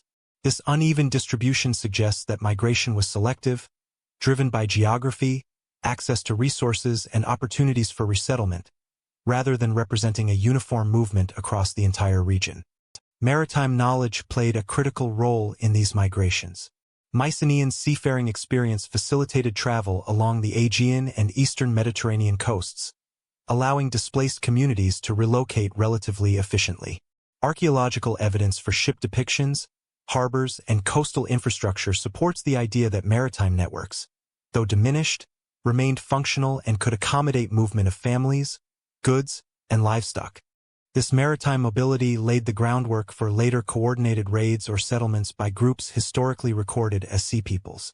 The transformation of the Aegean from a network of palace-controlled centers into a source of outward migration had broader implications for the eastern Mediterranean. As populations moved, they interacted with destabilized regions in Anatolia, Cyprus, and the Levant. Coastal communities faced new pressures from incoming groups, including demands for land, competition for resources, and occasional conflict. These movements contributed to the erosion of existing political hierarchies, further intensifying the regional instability that characterized the Late Bronze Age collapse. Archaeological sites along the Levantine coast demonstrate the impact of these migrations. Evidence includes modified architectural plans, imported ceramics, and occasional fortified installations. Such material culture suggests that migrant groups both integrated with local populations and established semi-independent settlements. These dynamics illustrate the dual character of migration: dispersal from collapsed centers in the Aegean and localized settlement within receiving regions of the eastern Mediterranean. The cumulative effect of population movement reshaped both human geography and political landscapes. The collapse of centralized Mycenaean authority transformed the Aegean into a region producing mobile, adaptable populations capable of traversing maritime corridors. This demographic shift facilitated the subsequent interactions with Egypt, Cyprus, and the Levant, creating conditions for coordinated activity among mobile communities along the eastern Mediterranean coast. These movements would soon reach the eastern Mediterranean coast. Levantine cities thrived on the sea and depended on its stability. During the Late Bronze Age, coastal trade centers such as Ugarit, Byblos, and other Levantine ports played a critical role in regional commerce and diplomacy. Archaeological evidence indicates that these cities were intricately connected to Mediterranean trade networks, exchanging timber, metals, textiles, and luxury goods with Cyprus, Anatolia, Egypt, and the Aegean. Harbor facilities, warehouses, and wharves, excavated in sites like Ugarit, reveal the scale of maritime activity and the degree to which local economies relied on secure shipping lanes. The political organization of these cities was closely tied to their economic role. Rulers maintained administrative bureaucracies capable of regulating trade, collecting tribute, and enforcing maritime security. Textual sources, including the Ugaritic archives, document agreements with neighboring states, arrangements with merchants, and correspondence concerning shipments of silver, timber, and tin. The wealth generated by trade allowed these polities to maintain fortifications, support artisans, and sustain palace-centered governance, yet it also created dependence on uninterrupted commercial flow. Vulnerability was an inherent feature of these coastal hubs. Their prosperity made them attractive targets for raiders, pirates, and migrating populations. Archaeological strata across Ugarit, Byblos, and other sites display evidence of repeated destruction, including burned buildings, collapsed walls, and abandoned storage facilities. These patterns suggest that disruption was not a singular event but a recurring phenomenon affecting trade and governance. Even short-term interruptions in maritime activity could destabilize food distribution, administrative function, and elite control. Geography also shaped vulnerability. Many Levantine cities were situated on narrow coastal plains, with limited hinterland resources. This concentration of population and infrastructure increased exposure to external threats arriving by sea. While fortifications provided some defense, inscriptions and archaeological evidence indicate that these measures were insufficient against organized maritime raids. Local militias, often supplemented by mercenary or auxiliary forces, were constrained by both manpower and logistics, limiting their ability to repel repeated attacks. The economic dependence on imported resources heightened susceptibility. Cities such as Ugarit relied on tin and copper imports for bronze production, and the interruption of these materials affected not only craft industries but also military readiness. Trade in luxury goods, essential for elite status and diplomatic relationships, could be disrupted by even minor disturbances in shipping routes. The interconnected nature of Levantine commerce thus amplified the consequences of regional instability. Cultural resilience coexisted with structural fragility. Excavations reveal continued craft production, writing activity, and localized governance despite repeated attacks. Yet the archaeological record shows that recovery was incremental, with rebuilding often smaller in scale and less centralized than before. The repeated stress undermined the capacity of palatial and civic authorities to maintain long-term stability, creating conditions in which populations could be displaced or coerced into migration. Levantine cities were also entangled in the geopolitical dynamics of the Eastern Mediterranean. As larger powers such as Egypt and Hittite vassals faced their own pressures, the ability of these centers to secure protection from external allies diminished. Letters from Ugarit to Egyptian officials record requests for military assistance, highlighting reliance on regional powers to maintain both economic and physical security. The decline of neighboring states, including the Hittite Empire, therefore directly contributed to the fragility of coastal hubs. In summary, Levantine trade cities during the Late Bronze Age exemplified both prosperity and vulnerability. Their economic success, reliant on maritime networks, made them targets for raiding and migration-driven disruption. Limited hinterlands, dependence on imported resources, and entanglement in regional geopolitics intensified their exposure. Archaeological and textual evidence consistently indicates that their stability was contingent on broader systemic order, which was increasingly under threat in the late 13th and early 12th centuries BCE. Levantine cities thrived on the sea and depended on its stability. During the Late Bronze Age, coastal trade centers such as Ugarit, Byblos, and other Levantine ports played a critical role in regional commerce and diplomacy. Archaeological evidence indicates that these cities were intricately connected to Mediterranean trade networks, exchanging timber, metals, textiles, and luxury goods with Cyprus, Anatolia, Egypt, and the Aegean. Harbor facilities, warehouses, and wharves, excavated in sites like Ugarit, reveal the scale of maritime activity and the degree to which local economies relied on secure shipping lanes. The political organization of these cities was closely tied to their economic role. Rulers maintained administrative bureaucracies capable of regulating trade, collecting tribute, and enforcing maritime security. Textual sources, including the Ugaritic archives, document agreements with neighboring states, arrangements with merchants, and correspondence concerning shipments of silver, timber, and tin. The wealth generated by trade allowed these polities to maintain fortifications, support artisans, and sustain palace-centered governance, yet it also created dependence on uninterrupted commercial flow. Vulnerability was an inherent feature of these coastal hubs. Their prosperity made them attractive targets for raiders, pirates, and migrating populations. Archaeological strata across Ugarit, Byblos, and other sites display evidence of repeated destruction, including burned buildings, collapsed walls, and abandoned storage facilities. These patterns suggest that disruption was not a singular event but a recurring phenomenon affecting trade and governance. Even short-term interruptions in maritime activity could destabilize food distribution, administrative function, and elite control. Geography also shaped vulnerability. Many Levantine cities were situated on narrow coastal plains, with limited hinterland resources. This concentration of population and infrastructure increased exposure to external threats arriving by sea. While fortifications provided some defense, inscriptions and archaeological evidence indicate that these measures were insufficient against organized maritime raids. Local militias, often supplemented by mercenary or auxiliary forces, were constrained by both manpower and logistics, limiting their ability to repel repeated attacks. The economic dependence on imported resources heightened susceptibility. Cities such as Ugarit relied on tin and copper imports for bronze production, and the interruption of these materials affected not only craft industries but also military readiness.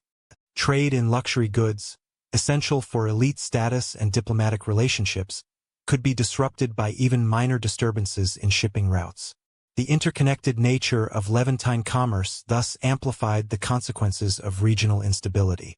Cultural resilience coexisted with structural fragility. Excavations reveal continued craft production, writing activity, and localized governance despite repeated attacks. Yet the archaeological record shows that recovery was incremental, with rebuilding often smaller in scale and less centralized than before. The repeated stress undermined the capacity of palatial and civic authorities to maintain long-term stability, creating conditions in which populations could be displaced or coerced into migration. Levantine cities were also entangled in the geopolitical dynamics of the Eastern Mediterranean. As larger powers such as Egypt and Hittite vassals faced their own pressures, the ability of these centers to secure protection from external allies diminished. Letters from Ugarit to Egyptian officials record requests for military assistance, highlighting reliance on regional powers to maintain both economic and physical security. The decline of neighboring states, including the Hittite Empire, therefore directly contributed to the fragility of coastal hubs. In summary, Levantine trade cities during the Late Bronze Age exemplified both prosperity and vulnerability. Their economic success, reliant on maritime networks, made them targets for raiding and migration-driven disruption.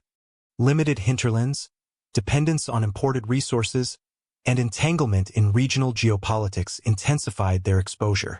Archaeological and textual evidence consistently indicates that their stability was contingent on broader systemic order, which was increasingly under threat in the late 13th and early 12th centuries BCE. That stability would collapse rapidly. Ugarit recorded its own destruction in real time. The late 13th and early 12th centuries BCE saw the city of Ugarit facing unprecedented threats, which are uniquely documented in its extensive cuneiform correspondence. Excavations have uncovered thousands of clay tablets that reveal administrative records, diplomatic letters, and internal communications, offering a detailed snapshot of the city's final years. Among these are urgent appeals to neighboring rulers in Egypt, reporting attacks by unidentified groups approaching from the coast and inland. These letters chronicle a society under sustained pressure, revealing the city's acute awareness of its vulnerability. Several letters emphasize the immediacy of danger. Officials at Ugarit repeatedly request military support, reporting that raiding parties had already reached surrounding territories. Grain shortages, disrupted trade, and the mobilization of local militias are recurring themes, indicating a multi-layered response to mounting crises. The texts show a population striving to maintain normal administrative functions even as the physical and political integrity of the city eroded. These records provide evidence that the collapse was anticipated and monitored, rather than sudden or unrecognized by the inhabitants. The correspondence also highlights the city's reliance on external powers. Egyptian rulers are repeatedly petitioned for reinforcements, reflecting both political alliances and the city's limited capacity to defend itself independently. Letters note that regional neighbors, who might have been expected to provide support, were either unable or unwilling to intervene, leaving Ugarit increasingly isolated. The lack of timely relief demonstrates how interconnected systems of protection and diplomacy could fail when regional stability deteriorated simultaneously. Administrative tablets from the palace archive show efforts to organize food distribution, arm local forces, and coordinate evacuation or defensive measures. These records indicate meticulous planning, including the allocation of grain to militias, inventorying of weapons, and recording of personnel assignments. Despite these efforts, the letters convey an escalating sense of urgency, emphasizing that logistical preparedness could not compensate for the overwhelming pressures from raiding and population movement along the coast. Archaeological evidence aligns with the textual record. Layers of destruction within the citadel and surrounding settlement suggest violent activity, including fires and structural collapse, consistent with external assault. Combined with signs of interrupted trade, these findings reinforce the impression conveyed by the letters that Ugarit was facing a protracted, existential threat. The city's demise was the product of cumulative stress, rather than a singular catastrophic event, reflecting broader regional instability during the late Bronze Age collapse. The Ugarit letters are significant for understanding the timing and perception of late Bronze Age crises. They illustrate how contemporary societies documented and responded to escalating threats, providing rare insight into the lived experience of systemic collapse.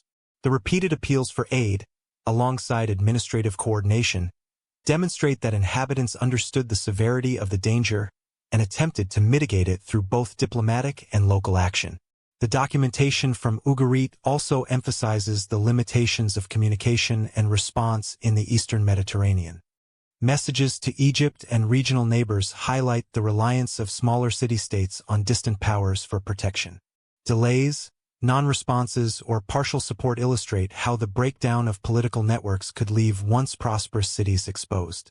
The failure to secure effective assistance underscores the fragility of interdependent systems when multiple polities experienced concurrent instability.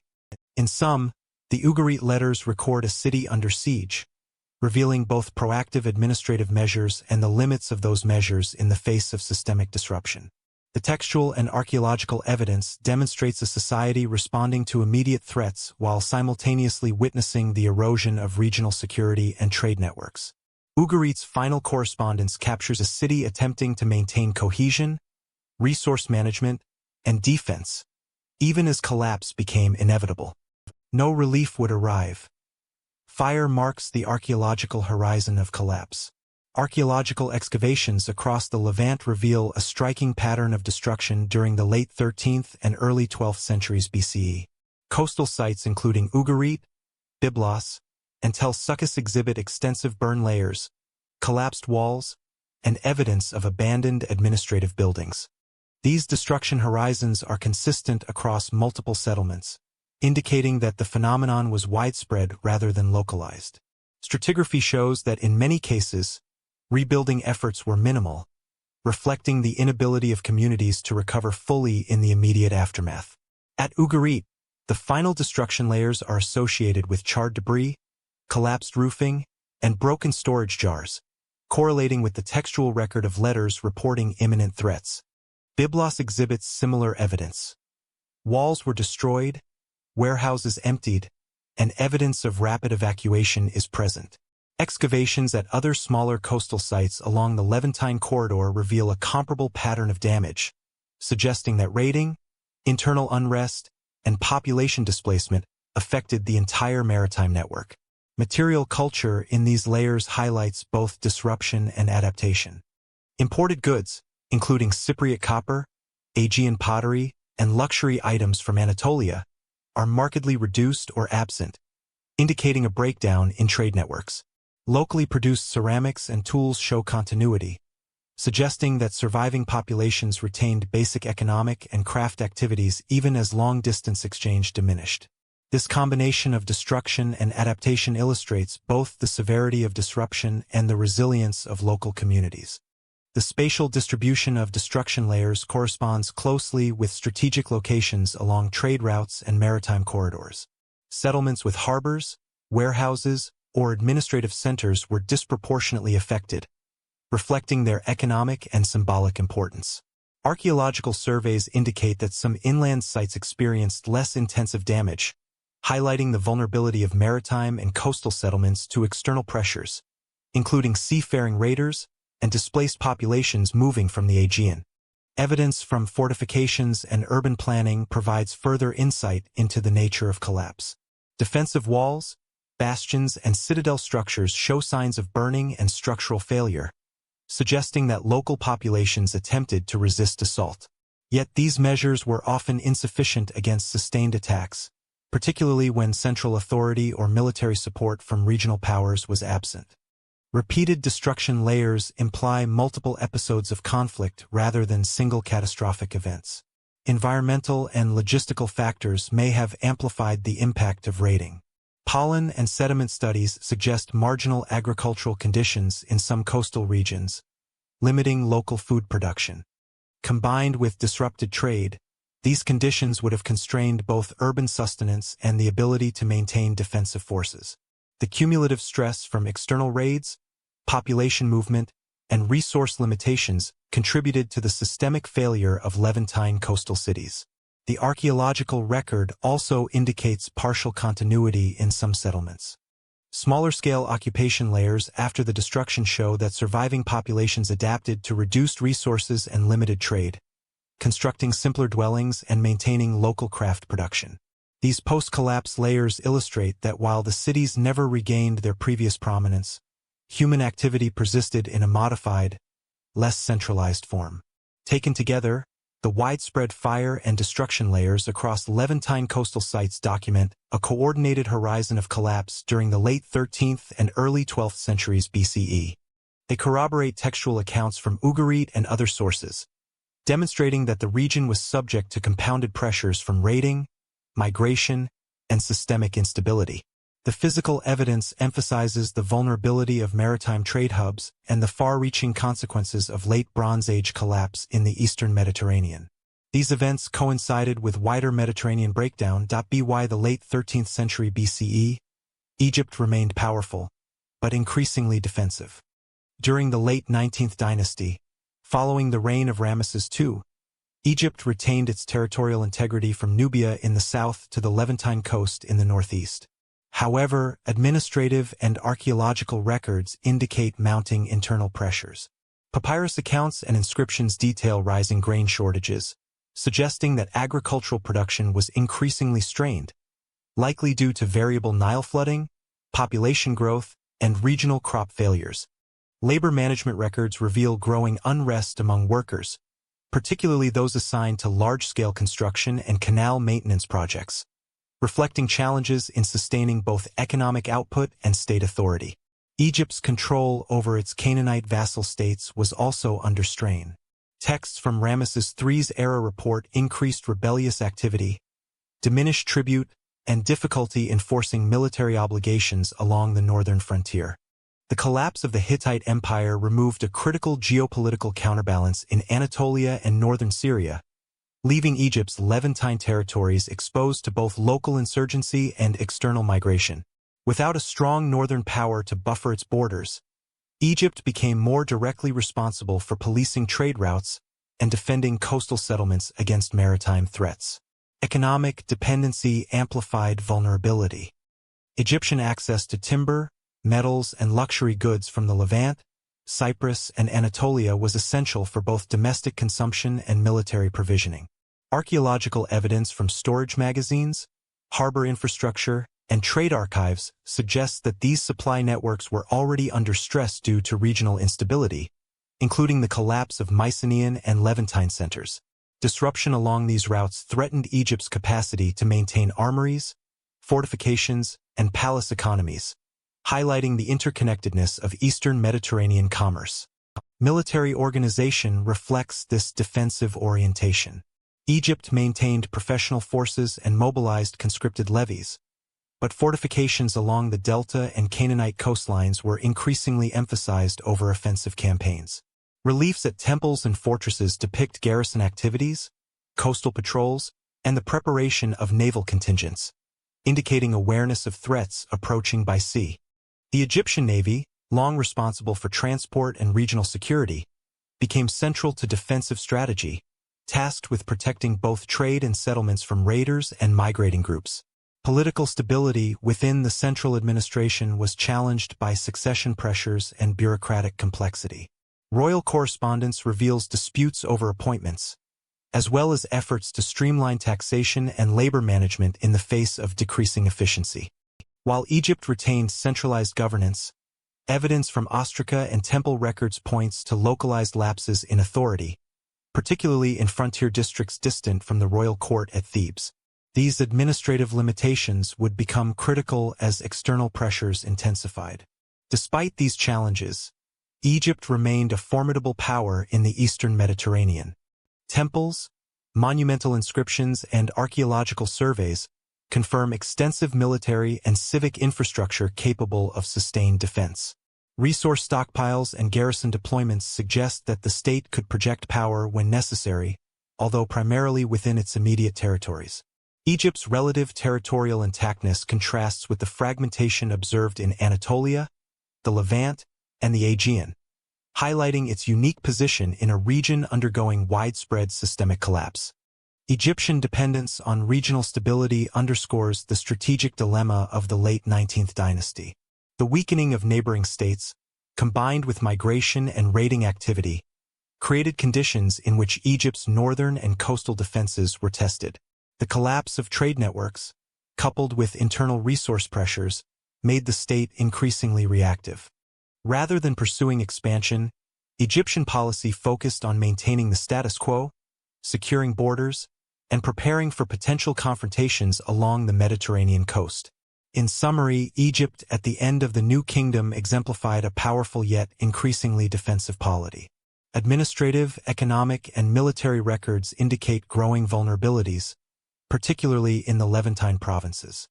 The absence of a northern counterweight and the collapse of neighboring empires exposed Egypt to threats that required strategic adaptation.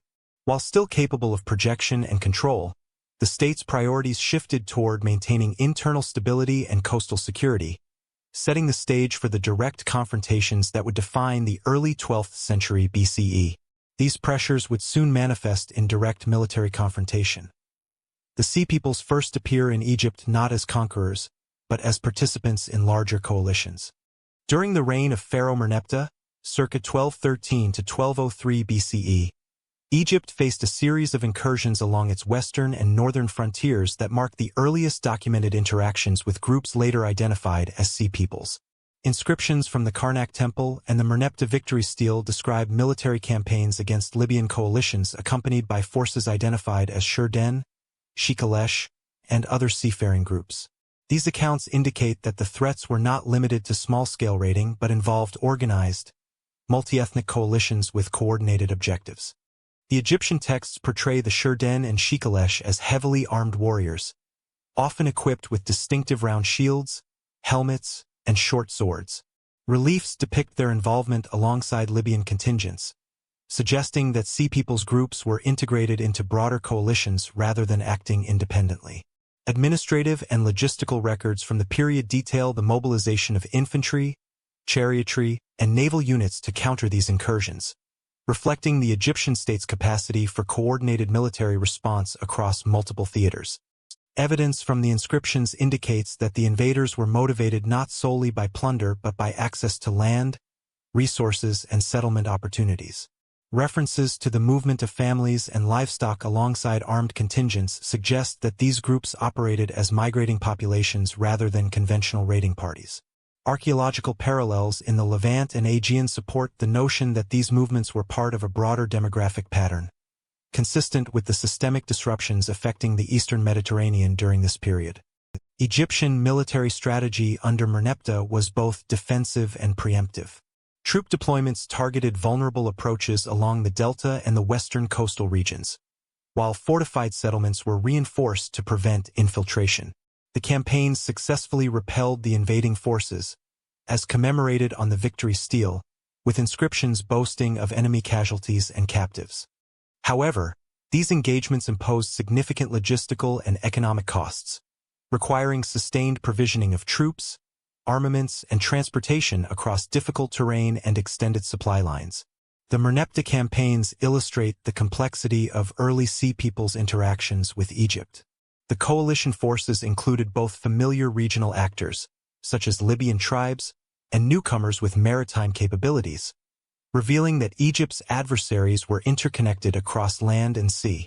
These encounters foreshadowed the more extensive movements that would follow during the reign of Ramesses III, providing a precedent for Egypt's later large-scale defensive preparations against seaborne populations.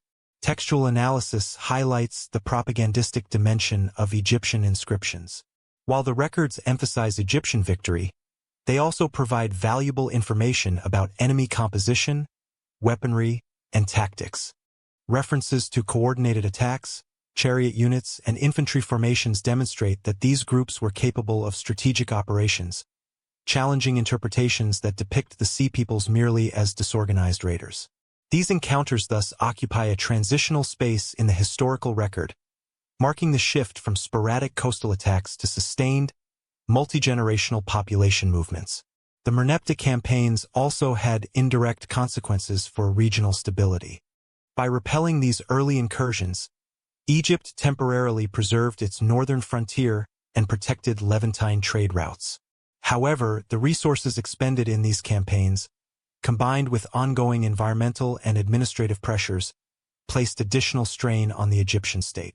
These experiences would inform the defensive strategies adopted by Ramesses III and his successors, emphasizing fortified coastal installations, naval preparedness, and systematic military mobilization.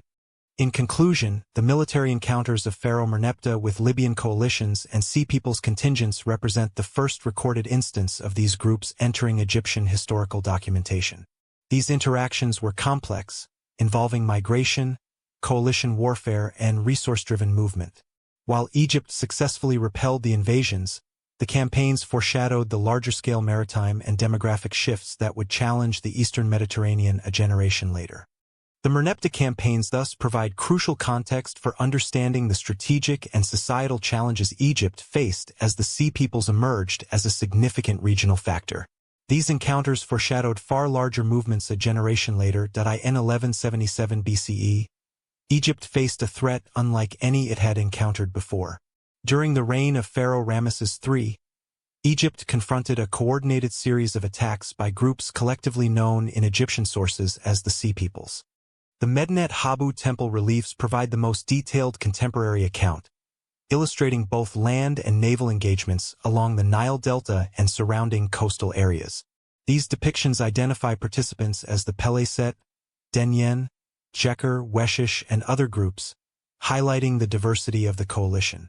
Notably, the reliefs show non-combatants, including women, children, and ox-drawn carts, emphasizing that these movements involved entire migrating populations rather than purely military forces.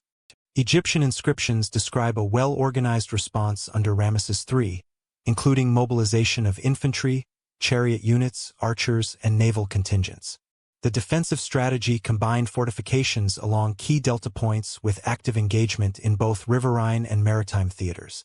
Textual sources assert decisive victories, depicting captured enemies, executed leaders, and spoils of war.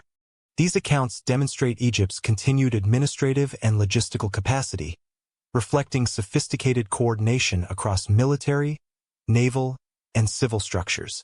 Archaeological interpretation suggests that these victories were primarily defensive rather than expansionist. Settlement patterns in the delta and material evidence indicate that Egypt successfully repelled the immediate threat, but did not pursue territorial conquest beyond the conflict zones. Coastal forts and river installations were reinforced, while local garrisons were supplied and maintained to prevent renewed incursions. These measures stabilized the frontier and allowed Egypt to maintain economic and political continuity within the delta, even as neighboring regions continued to experience systemic collapse. The inclusion of civilian populations among the Sea Peoples indicates migration as a significant component of these movements. Reliefs depicting ox-drawn carts, family groups, and non-combatants suggest that the invaders were seeking land, resources, and resettlement opportunities.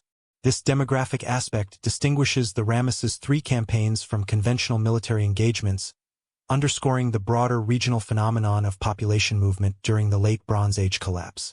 Strategically, the campaigns involved complex coordination between land and naval forces. Egyptian ships engaged in riverine and coastal operations, intercepting migrant groups before they could penetrate further into the delta. Infantry and chariot units operated along fortified routes, controlling key points of access and protecting economic infrastructure. Inscriptions at Medinet Habu detail tactical maneuvers, enemy formations, and battlefield outcomes, providing insight into both Egyptian military doctrine and the operational capacities of migrating populations. The campaigns also reflect the geopolitical context of the Eastern Mediterranean in the late 12th century BCE. With the collapse of the Hittite Empire and disruption of Levantine cities, Egypt faced an unprecedented influx of mobile populations along its northern borders. Ramesses III's victories temporarily secured Egypt's northern frontier, but the wider system of interconnected polities and trade networks continued to unravel. Maritime and terrestrial instability persisted beyond the delta, affecting Cyprus, Anatolia, and the Levantine coast, where cities experienced destruction and depopulation. Material culture corroborates aspects of the textual narrative. Archaeological evidence from delta sites shows reinforced fortifications, weapons caches, and modifications to river defenses consistent with a defensive posture. There is limited evidence of long-term occupation or assimilation of defeated Sea Peoples groups, indicating that Egyptian success primarily involved repulsion rather than integration. These findings highlight the dual nature of the conflict: Egypt's resilience versus the broader regional collapse. The Ramesses III campaigns mark one of the last major military efforts of New Kingdom Egypt. While the pharaoh preserved territorial integrity and demonstrated administrative capability, the campaigns were taxing on the state's resources. Tax records, labor rosters, and provisioning documents indicate sustained logistical effort, reflecting both the scale of the threat and the state's commitment to defensive maintenance. These factors underscore the significance of the conflict within the broader narrative of late Bronze Age transformations. In conclusion, the great invasions of Ramesses III exemplify the intersection of migration, raiding, and military confrontation in the Eastern Mediterranean around 1177 BCE. Egyptian textual sources portray triumph, while archaeological evidence situates the conflict within a larger system under stress. These campaigns illustrate how Egypt managed to defend its core territories against mass migration and coordinated assault, maintaining continuity amid regional disintegration. The battles along the Nile Delta underscore Egypt's capacity for defense while highlighting that, despite localized successes, the surrounding late Bronze Age world was undergoing systemic collapse. Although Egypt survived, the broader system did not. After the wars, movement gave way to settlement. Following the military confrontations of the late 13th and early 12th centuries BCE, archaeological evidence indicates that groups identified as Sea Peoples established semi-permanent settlements along the eastern Mediterranean coast, particularly in the southern Levant.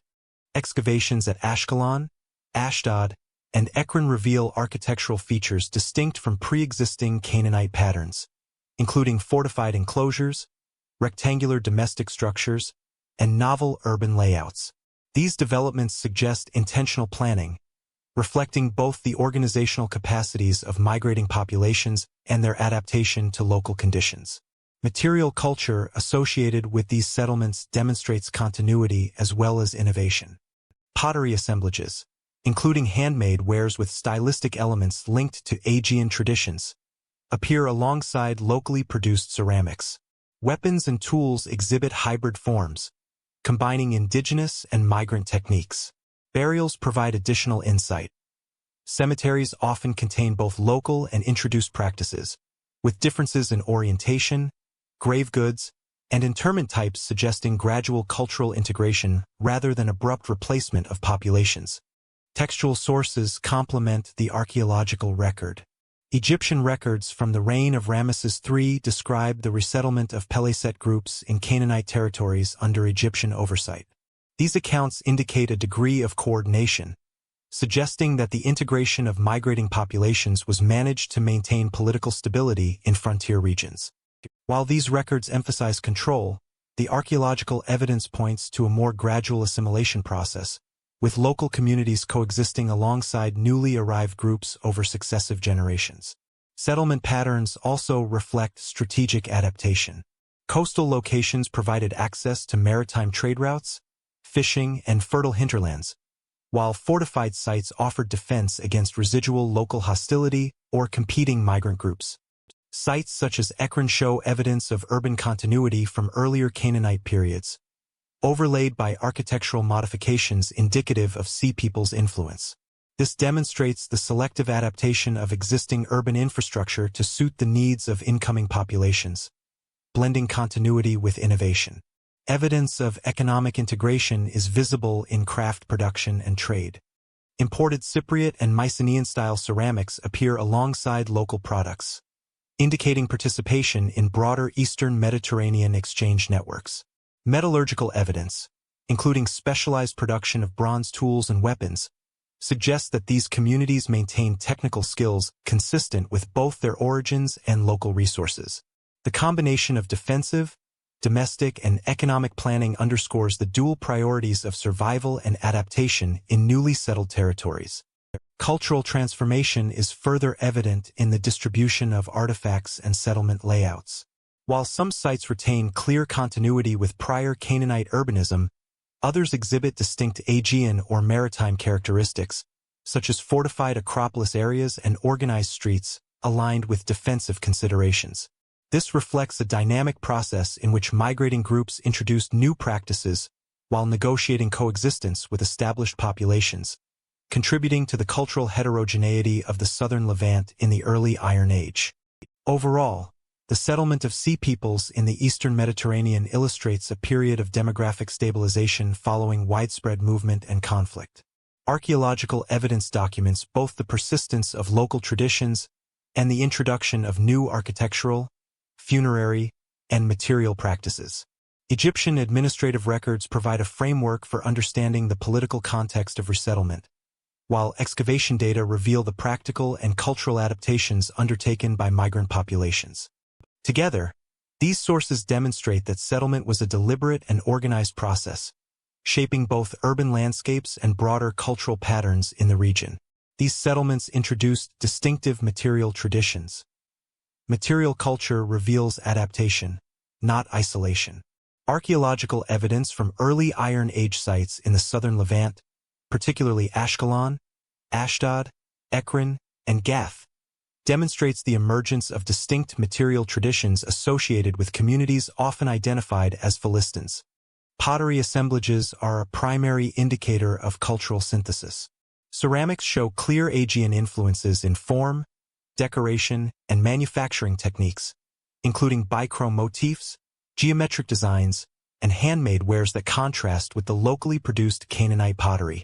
These forms appear alongside indigenous styles, reflecting a process of gradual adaptation and integration rather than wholesale replacement of local traditions. Weaponry and military equipment also illustrate hybridization. Bronze swords, spearheads, and arrowheads exhibit typological traits drawn from Aegean models, yet are often modified to accommodate regional resources or combat practices. Archaeometallurgical studies indicate that these communities exploited both imported and locally sourced metals, combining technological knowledge from their origins with local materials. Defensive architecture similarly demonstrates adaptation. Fortifications incorporate both traditional Canaanite construction techniques and Aegean-inspired layouts, including elevated citadels and strategically organized gates. Dietary analysis provides additional evidence of cultural adaptation. Faunal remains from domestic contexts suggest shifts in subsistence patterns, including increased consumption of pork, which aligns with Aegean dietary preferences, alongside traditional Levantine staples such as cattle, sheep, and goats. Botanical remains indicate cultivation of cereals and legumes consistent with regional agricultural systems.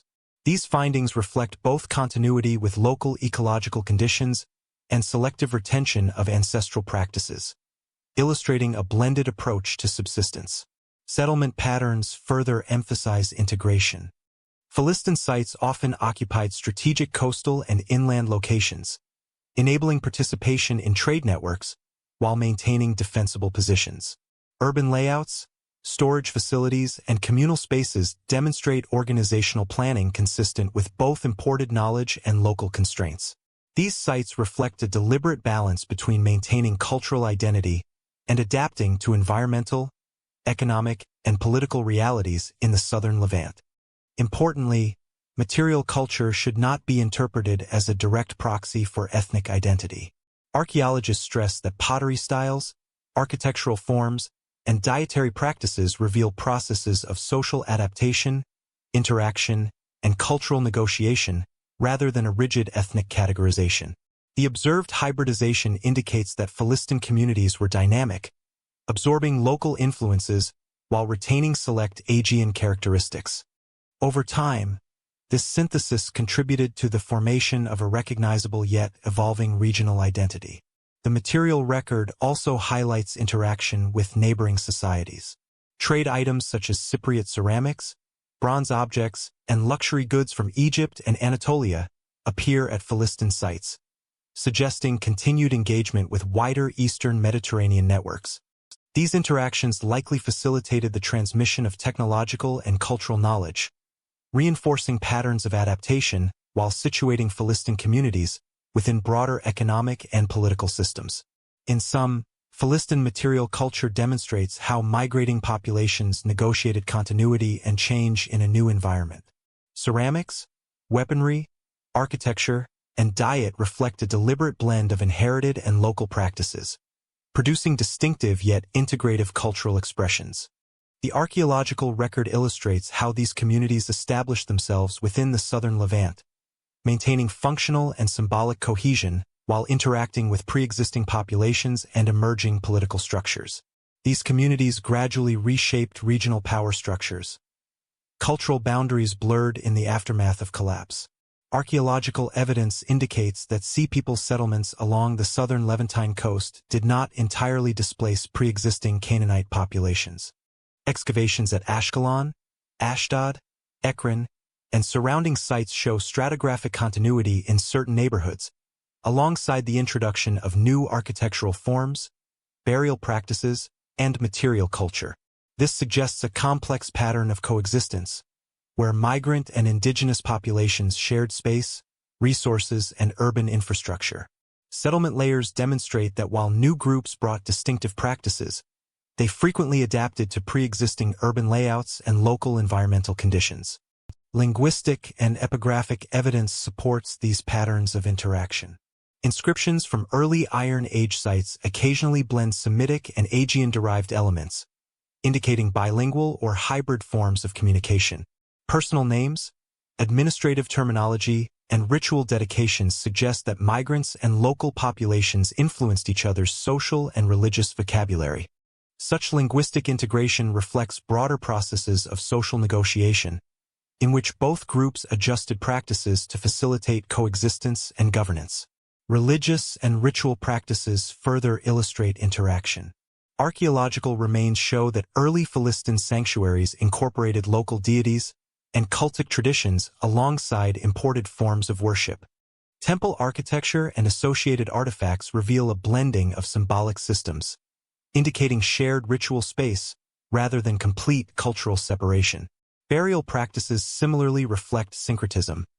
Cemeteries exhibit both Aegean-style grave goods and traditional Levantine interment methods, revealing a negotiated fusion of mortuary customs over successive generations. Economic evidence demonstrates that integration extended to daily life and resource management. Trade networks, both local and regional, were maintained by mixed communities, linking coastal settlements with inland agricultural centers and maritime routes. Imported ceramics, metallurgy, and luxury items appear alongside locally produced wares, indicating cooperative exchange and the circulation of materials. Agricultural production, craft specialization, and coastal exploitation were likely shared activities, creating functional interdependence between settlers and indigenous groups. Patterns of conflict and accommodation coexisted within this framework. Archaeological records show fortification repairs, episodic destruction layers, and changes in settlement density, suggesting occasional disputes or competition over territory and resources. At the same time, evidence of long-term continuity, mixed habitation layers, and integrated infrastructure points to sustained cooperation. The overall pattern reflects adaptive social strategies, balancing the demands of migration, settlement, and coexistence in a region undergoing profound demographic and political transformation. Importantly, these interactions contributed to the formation of new regional identities. Hybrid material culture, blended linguistic forms, and shared ritual practices indicate that neither migrants nor local populations maintained entirely separate cultural spheres. Instead, communities coalesced into emerging social networks that would define the early Iron Age southern Levant. This process exemplifies how migration and settlement can catalyze cultural synthesis, rather than simply replacing existing populations. In summary, the archaeological and textual record demonstrates that interaction between Sea Peoples settlers and indigenous Canaanite communities was multifaceted, encompassing coexistence, conflict, and cultural integration. Linguistic, religious, and economic exchanges facilitated new social arrangements, producing hybridized practices and emergent regional identities. This blending of traditions highlights the adaptive capacities of both migrant and local populations in the aftermath of the Late Bronze Age collapse. These transformations altered the political landscape. The collapse of trade dismantled the foundations of power. By the late 13th and early 12th centuries BCE, the complex web of trade that had connected the eastern Mediterranean for centuries began to unravel. Evidence from the Ulubran shipwreck and other maritime discoveries indicates that long-distance transport of copper, tin, ivory, and luxury goods had previously facilitated not only wealth accumulation but also diplomatic and political cohesion. These commodities underpinned palace economies in Egypt, the Hittite Empire, Mycenaean Greece, and coastal Levantine cities. Their sudden scarcity reflects broader systemic failure rather than isolated interruptions. Palace archives and administrative records corroborate this picture. The cessation of linear B tablets in Greece, the termination of cuneiform correspondence in Anatolia, and the disappearance of Amarna-style letters from the Levant all point to a breakdown in the documentation of exchange and tribute. Standardized weights and measures, previously essential for regulating trade and taxation, disappear from the archaeological record, indicating that the logistical frameworks sustaining these complex economies had failed. Without consistent mechanisms for valuing and transporting goods, regional interdependence could no longer function effectively. Maritime evidence reinforces this interpretation. After c. 1200 BCE, the number of shipwrecks associated with commercial voyages declines sharply, while coastal settlements show signs of fortification and abandonment. Harbors previously used for the docking of international trade vessels fall into disuse or are repurposed for local defense. These changes suggest that insecurity at sea, combined with population movements and environmental stress, disrupted long-standing networks, preventing the consistent flow of resources that had underwritten elite authority across the eastern Mediterranean. The breakdown of trade had cascading consequences for political structures. Palatial centers that had relied on imported materials for luxury production, military provisioning, and administrative operations faced shortages that undermined their authority. In regions such as the Levant, Egypt, and Cyprus, the inability to acquire metals for weapons and tools limited both defensive and offensive capabilities. Similarly, palace elites dependent on imported luxury items to maintain social hierarchies encountered challenges to their legitimacy, as they could no longer sustain conspicuous consumption or redistribute resources effectively. Economic contraction also influenced settlement patterns. Archaeological surveys indicate depopulation in urban centers that had previously served as hubs of trade and administration. Smaller, more defensible settlements proliferated, reflecting a shift from integrated regional economies to localized subsistence. This transition was accompanied by changes in material culture, including simplified ceramics and less standardized production methods, reflecting the reduced capacity for coordinated manufacturing and exchange. Environmental and demographic factors compounded these economic disruptions. Evidence of drought, soil degradation, and agricultural stress in the Levant, Anatolia, and Greece suggests that local production could not compensate for the interruption of trade. Populations that had depended on imported tin for bronze production or grain for urban centers faced scarcity, increasing pressure on social and political institutions. These systemic stresses amplified the fragility of states and reinforced patterns of migration, raiding, and settlement that characterized the transition to the Iron Age. In summary, the collapse of international trade networks marks a defining feature of the end of the Bronze Age system. Shipwreck data, the disappearance of palace archives, and the loss of standardized weights all indicate a fundamental breakdown of the mechanisms that had sustained interconnected empires and city-states. The resulting economic dislocation undermined elite authority, weakened military capacity, and reshaped settlement patterns, illustrating the interconnected nature of commerce, governance, and societal stability in the Eastern Mediterranean. Without trade, administrative systems failed. When palaces fell, writing fell with them. The collapse of palace-centered societies across the Eastern Mediterranean had profound implications for literacy and administrative practices. Linear B, the script used to record bureaucratic and economic activity in Mycenaean palaces, disappears from the archaeological record around 1200 BCE. Similarly, Ugaritic cuneiform ceases in northern Levantine centers such as Ugarit and Ras Shamra, while Hittite cuneiform archives in Anatolia show abrupt discontinuation. These patterns indicate that writing, once a tool for administration, diplomacy, and legal authority, became confined to a narrow elite or vanished entirely in regions experiencing systemic collapse. In Mycenaean Greece, the sudden cessation of linear B tablets coincides with the widespread destruction of palatial centers.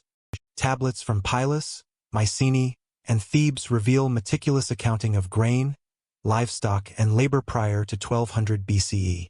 The disappearance of these records marks not simply a loss of documentation but the breakdown of the complex redistributive systems they supported. Without written records to track production, taxation, or military provisioning, palace economies could not function effectively, undermining the social hierarchy dependent on bureaucratic oversight. In the Levant, Ugaritic archives demonstrate a similar pattern. The cuneiform letters and administrative documents recovered at Ras Shamra indicate the presence of sophisticated diplomatic networks, trade agreements, and religious administration. By the early 12th century BCE, these records abruptly cease, coinciding with evidence of destruction layers and depopulation. The disappearance of written documentation reflects both the physical loss of institutional centers and the collapse of trained scribal networks, which had previously maintained continuity of governance and ritual practice. Hittite administrative continuity suffered in parallel. Archives from Hattusa and other Anatolian centers contain detailed correspondence, legal codes, and economic records. Following the destruction of Hattusa around 1200 BCE, cuneiform literacy in the region declines sharply. Even when some urban sites persisted, evidence suggests that literacy and record-keeping were limited to small, localized elites, unable to coordinate the complex political and economic functions previously managed by the imperial bureaucracy. The loss of literacy also affected economic and diplomatic relations. Standardized weights, measures, and legal formulations, typically recorded in writing, became inconsistent or disappeared. Correspondence between states ceased, interrupting the flow of information critical for managing alliances, trade, and tribute. This erosion of administrative infrastructure compounded the effects of disrupted trade networks, contributing to political fragmentation and localized competition for resources. Material evidence corroborates these textual trends. Destruction layers, abandoned archives, and absence of inscribed artifacts mark the physical end of institutional centers. In some cases, partially preserved tablets indicate attempts to continue record-keeping amid deteriorating conditions, but these are exceptions. The pattern is clear. As centralized authority collapsed, so too did the ability to sustain widespread literacy and administration. The decline in literacy also had long-term social implications. Knowledge that had once been transmitted through formal scribal training was interrupted, reducing the availability of skilled administrators, priests, and bureaucrats. This disruption contributed to the decentralization of political authority and the emergence of smaller, localized polities in the early Iron Age. Communities that had previously relied on palace coordination now had to manage resources, defense, and legal matters without the support of a literate administrative class. In summary, the disappearance of Linear B, Ugaritic cuneiform, and Hittite records illustrates the profound link between institutional collapse and the loss of literacy. Writing had functioned as the backbone of palace economies, diplomacy, and legal systems. Its decline reflects not merely the loss of documents but the disintegration of complex socio-political structures.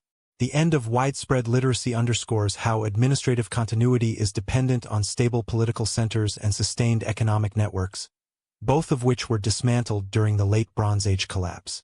Political fragmentation soon followed. When palaces fell, writing fell with them. The collapse of palace-centered societies across the Eastern Mediterranean had profound implications for literacy and administrative practices. Linear B, the script used to record bureaucratic and economic activity in Mycenaean palaces, disappears from the archaeological record around 1200 BCE. Similarly, Ugaritic cuneiform ceases in northern Levantine centers such as Ugarit and Ras Shamra, while Hittite cuneiform archives in Anatolia show abrupt discontinuation. These patterns indicate that writing, once a tool for administration, diplomacy, and legal authority, became confined to a narrow elite or vanished entirely in regions experiencing systemic collapse. In Mycenaean Greece, the sudden cessation of Linear B tablets coincides with the widespread destruction of palatial centers. Tablets from Pylos, Mycenae, and Thebes reveal meticulous accounting of grain, livestock, and labor prior to 1200 BCE. The disappearance of these records marks not simply a loss of documentation but the breakdown of the complex redistributive systems they supported. Without written records to track production, taxation, or military provisioning, palace economies could not function effectively, undermining the social hierarchy dependent on bureaucratic oversight. In the Levant, Ugaritic archives demonstrate a similar pattern. The cuneiform letters and administrative documents recovered at Ras Shamra indicate the presence of sophisticated diplomatic networks, trade agreements, and religious administration. By the early 12th century BCE, these records abruptly cease, coinciding with evidence of destruction layers and depopulation. The disappearance of written documentation reflects both the physical loss of institutional centers and the collapse of trained scribal networks, which had previously maintained continuity of governance and ritual practice. Hittite administrative continuity suffered in parallel. Archives from Hattusa and other Anatolian centers contain detailed correspondence, legal codes, and economic records. Following the destruction of Hattusa around 1200 BCE, cuneiform literacy in the region declines sharply. Even when some urban sites persisted, evidence suggests that literacy and record-keeping were limited to small, localized elites, unable to coordinate the complex political and economic functions previously managed by the imperial bureaucracy. The loss of literacy also affected economic and diplomatic relations. Standardized weights, measures, and legal formulations, typically recorded in writing, became inconsistent or disappeared. Correspondence between states ceased, interrupting the flow of information critical for managing alliances, trade, and tribute. This erosion of administrative infrastructure compounded the effects of disrupted trade networks, contributing to political fragmentation and localized competition for resources. Material evidence corroborates these textual trends. Destruction layers, abandoned archives, and absence of inscribed artifacts mark the physical end of institutional centers. In some cases, partially preserved tablets indicate attempts to continue record-keeping amid deteriorating conditions, but these are exceptions. The pattern is clear. As centralized authority collapsed, so too did the ability to sustain widespread literacy and administration. The decline in literacy also had long-term social implications. Knowledge that had once been transmitted through formal scribal training was interrupted, reducing the availability of skilled administrators, priests, and bureaucrats. This disruption contributed to the decentralization of political authority and the emergence of smaller, localized polities in the early Iron Age.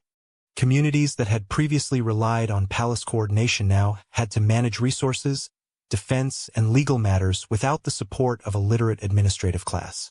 In summary, the disappearance of Linear B, Ugaritic cuneiform, and Hittite records illustrates the profound link between institutional collapse and the loss of literacy. Writing had functioned as the backbone of palace economies, diplomacy, and legal systems. Its decline reflects not merely the loss of documents but the disintegration of complex socio-political structures. The end of widespread literacy underscores how administrative continuity is dependent on stable political centers and sustained economic networks, both of which were dismantled during the Late Bronze Age collapse. Political fragmentation soon followed. Recovery unfolded over centuries, not decades. Following the widespread collapse of Bronze Age palatial systems, the Eastern Mediterranean entered a period of decentralization and provisional authority. Over the course of the 11th and 10th centuries BCE, evidence indicates the gradual emergence of stable Iron Age polities. In the southern Levant, early settlements coalesced into recognizable political entities, including Philistine city-states along the coastal plain, Proto-Israelite highland communities, and Phoenician trading centers on the northern Levantine coast. Archaeological survey demonstrates continuity in settlement patterns, with fortified urban cores supporting administrative and economic functions adapted to the Iron Age context. Material culture reflects both continuity and innovation. Philistine sites such as Ashkelon, Ekron, and Ashdod retain Aegean-inspired pottery forms alongside locally produced wares, illustrating cultural hybridization within emerging polities.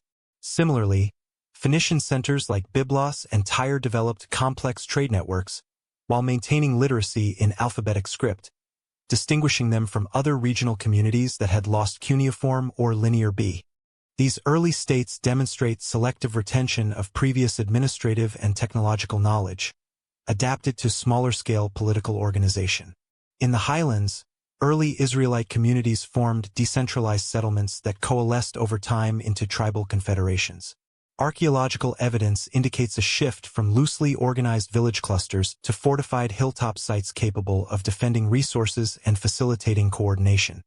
These communities relied on subsistence agriculture, supplemented by local trade, and gradually developed institutional structures for governance, justice, and military organization. While lacking the centralized bureaucracy of late Bronze Age palaces, these polities maintained sufficient cohesion to withstand external pressures and internal factionalism. Neo-Hittite states in southeastern Anatolia and northern Syria represent another dimension of political recovery. Successor kingdoms arose in former Hittite territories, retaining aspects of prior administrative practices while adapting to reduced territorial control. Reliefs, inscriptions, and city fortifications demonstrate continuity in elite governance, military organization, and religious practices. Yet these polities were smaller, regionally focused, and more reliant on local alliances than their imperial predecessors. Trade and economic networks began to stabilize, supporting political consolidation. Coastal Phoenician cities re-established maritime commerce, facilitating exchange of metals, luxury goods, and craft products with Cyprus, the Aegean, and Egypt. Inland polities relied on localized agricultural surpluses and controlled access to trade routes connecting highland and coastal communities. These interactions helped sustain emerging states, providing the material basis for governance, military defense, and cultural continuity. Demographic recovery also contributed to political stabilization. Populations displaced during the collapse gradually resettled abandoned or newly founded sites, integrating with local groups. Evidence of intermarriage, shared burial practices, and blended material culture reflects social negotiation, facilitating cohesion within early polities. Communities learned to balance inherited cultural practices with practical adaptations to the post-collapse landscape. The transition to the Iron Age was not uniform across regions. Some areas experienced faster stabilization due to geographic advantages, resource availability, or continuity of leadership, while others remained fragmented for generations. Archaeological sequences show variation in urban planning, fortification density, and craft specialization, indicating that early state formation was contingent on local conditions and adaptive strategies, rather than a standardized process. In summary, the gradual emergence of Iron Age polities illustrates the long-term recovery from the late Bronze Age collapse. Philistine, Phoenician, Neo-Hittite, and early Israelite communities established functional political and economic systems, blending inherited knowledge with local adaptation. While these polities differed in scale, organization, and cultural expression, they collectively mark the beginning of a new era characterized by relative stability, regional governance, and renewed participation in Eastern Mediterranean networks. Technology played a key role in this transition. Iron changed production, not power, overnight. The transition from bronze to iron in the Eastern Mediterranean was gradual, occurring over the course of the 12th and 11th centuries BCE. Archaeological evidence indicates that early iron artifacts coexisted with bronze items for generations, suggesting that iron initially supplemented rather than replaced existing technologies. Iron metallurgy did not precipitate the collapse of the late Bronze Age. Instead, It emerged during the recovery period, enabling communities to rebuild and adapt to the post-collapse environment. Its introduction was closely tied to local resource availability, technological knowledge, and socio-economic structures. Early iron objects primarily include tools, weapons, and implements for domestic or agricultural use. Iron's advantages over bronze, greater hardness when properly forged and more abundant raw materials, made it increasingly attractive. However, initial production was labor-intensive and technologically challenging, requiring high-temperature furnaces and skillful forging techniques. Archaeometallurgical analysis from sites in Anatolia, the Levant, and the Aegean shows gradual experimentation with iron smelting and smithing, often limited to elite workshops or specialized craftspeople. Widespread adoption occurred over several centuries as knowledge disseminated across regions. Iron weapons contributed to shifts in military organization. Communities previously dependent on bronze for swords, spearheads, and arrowheads increasingly integrated iron alternatives into their arsenals.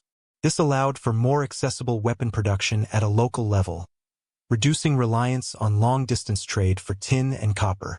Consequently, smaller polities could equip militias and fortify settlements independently, supporting decentralized governance and local defense strategies.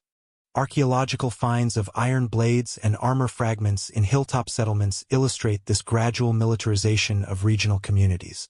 Agricultural and craft production also benefited from iron tools. Axes, plows, and cutting implements enhanced efficiency in land clearance, cultivation, and timber processing. Iron tools contributed to the expansion of arable land, increased productivity, and facilitated the construction of fortifications and infrastructure. These innovations underpinned economic recovery by strengthening local subsistence systems and supporting emerging urban and proto-urban settlements. Evidence from southern Levantine sites indicates that iron enabled improvements in craft specialization and production, including textile, pottery, and metallurgical industries, further reinforced early state formation. Despite its advantages, early iron technology did not immediately transform social hierarchies. Access to iron remained uneven, often concentrated in elite or specialized workshops. The initial scarcity and skill requirements meant that bronze retained ceremonial and symbolic functions for some time. Iron's influence was therefore incremental. It augmented existing production and military capabilities without dramatically altering the balance of political power in the immediate aftermath of the Bronze Age collapse.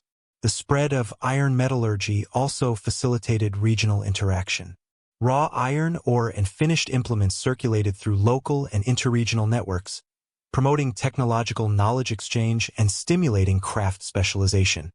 Sites in Anatolia, Cyprus, and the Levant display evidence of trade in iron goods, alongside continued exchange of pottery, textiles, and other commodities. These networks supported economic integration at a scale smaller than the late Bronze Age system but sufficient to sustain emerging polities. In summary, the adoption of iron during the early Iron Age was a gradual process that supported recovery and adaptation in the Eastern Mediterranean. Archaeological and metallurgical evidence shows that iron enhanced military, agricultural, and craft production, enabling smaller, decentralized communities to consolidate resources and defend territory. Its spread reflects technological diffusion, local innovation, and selective integration into existing economic and political systems. Iron was not the catalyst of collapse or immediate dominance, but a critical tool in stabilizing and sustaining early Iron Age societies. Economic restructuring followed. The Sea Peoples did not end the Bronze Age alone. Traditional accounts of the late Bronze Age collapse have often emphasized the Sea Peoples as a singular destructive force responsible for the downfall of palatial societies across the Eastern Mediterranean. Egyptian inscriptions and reliefs at Medinet Habu, along with references in Merneptah's victory stele, depict these groups as invading warriors arriving en masse. Early historiography interpreted these sources at face value, constructing a narrative in which the Sea Peoples acted as external agents triggering widespread collapse. Modern scholarship, however, contextualizes these accounts within broader systemic dynamics, revealing that attributing the fall of complex societies to a single group oversimplifies a multi-causal process. Archaeological evidence challenges the notion of uniform conquest. Destruction layers at Hattusa, Mycenaean palaces, and Levantine coastal cities show variation in timing, intensity, and method. Some sites exhibit extensive burning and abandonment, while others reveal partial continuity or gradual decline.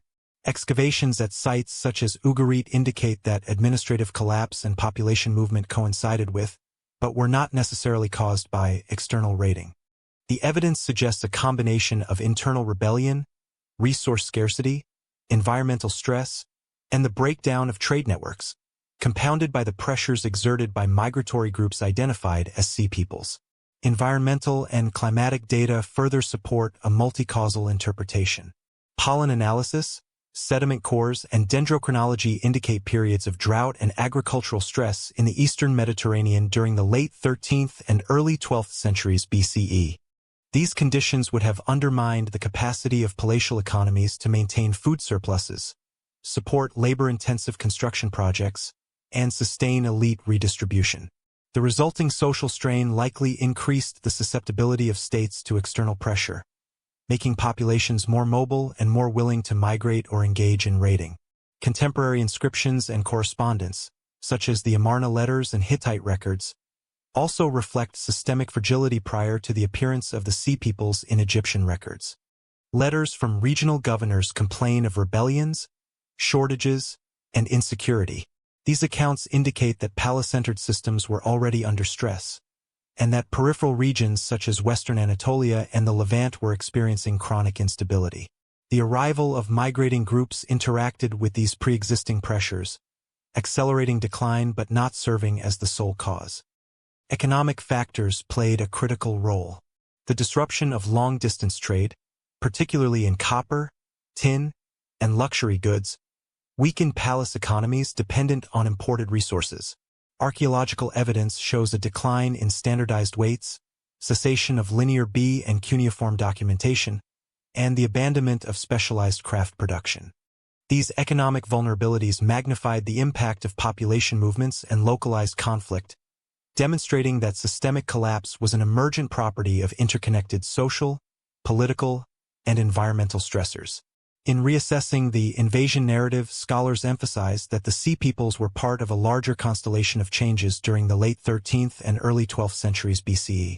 Migration, warfare, environmental pressures, and economic disruption acted simultaneously, creating conditions in which complex societies could no longer sustain centralized administration and palace authority. Egyptian triumphal accounts, while valuable, must be read critically, recognizing propagandistic framing and selective emphasis. In conclusion, the fall of the late Bronze Age states cannot be attributed solely to external invaders. Archaeological, textual, and environmental evidence supports a model of multi-causal collapse, in which the sea peoples were one contributing factor among many. Understanding this period requires attention to systemic fragility, structural interdependence, and regional variability. Recognizing the limits of traditional invasion narratives allows historians to appreciate the complex dynamics that reshaped the Eastern Mediterranean at the end of the Bronze Age.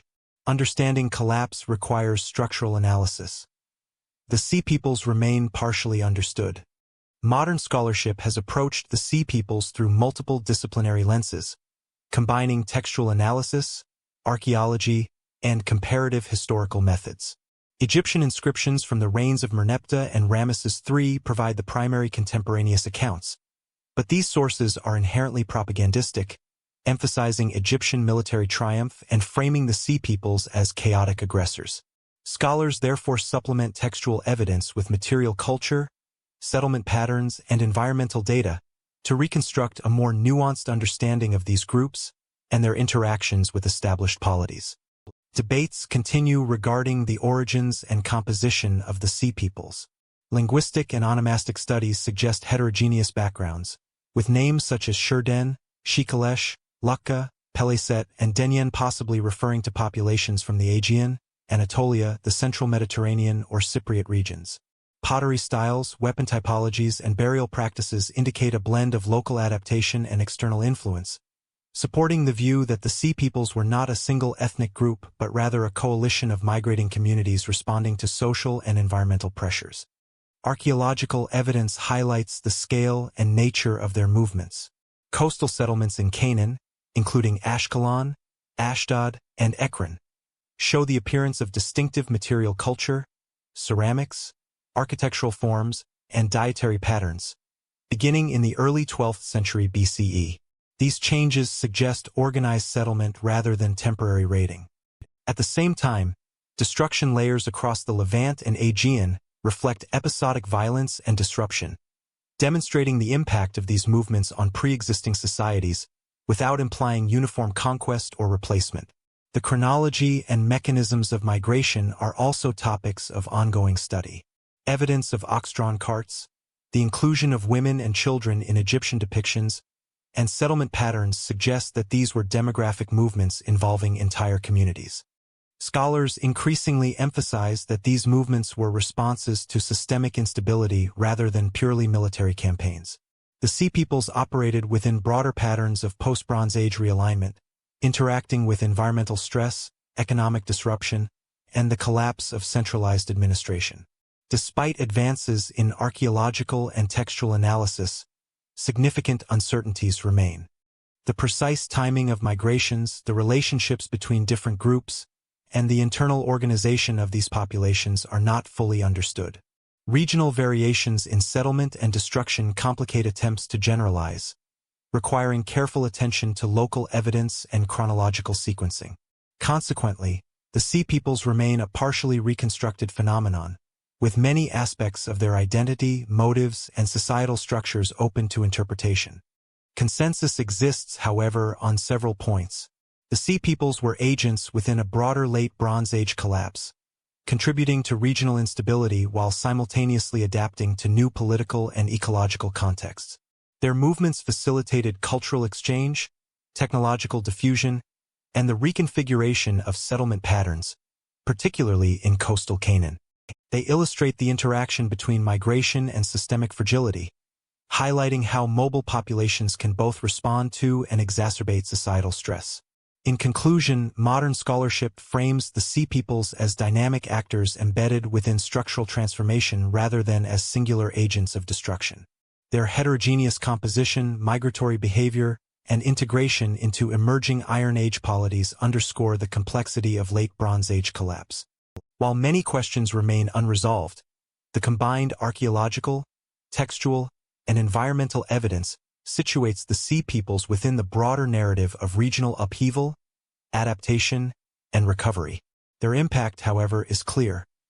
Before we close, hit the subscribe button to continue exploring ancient history in depth, click the bell icon to receive daily Nightfall history videos, and share your thoughts in the comments. What discovery about the Sea Peoples surprised you most? Your engagement helps bring these ancient stories to life.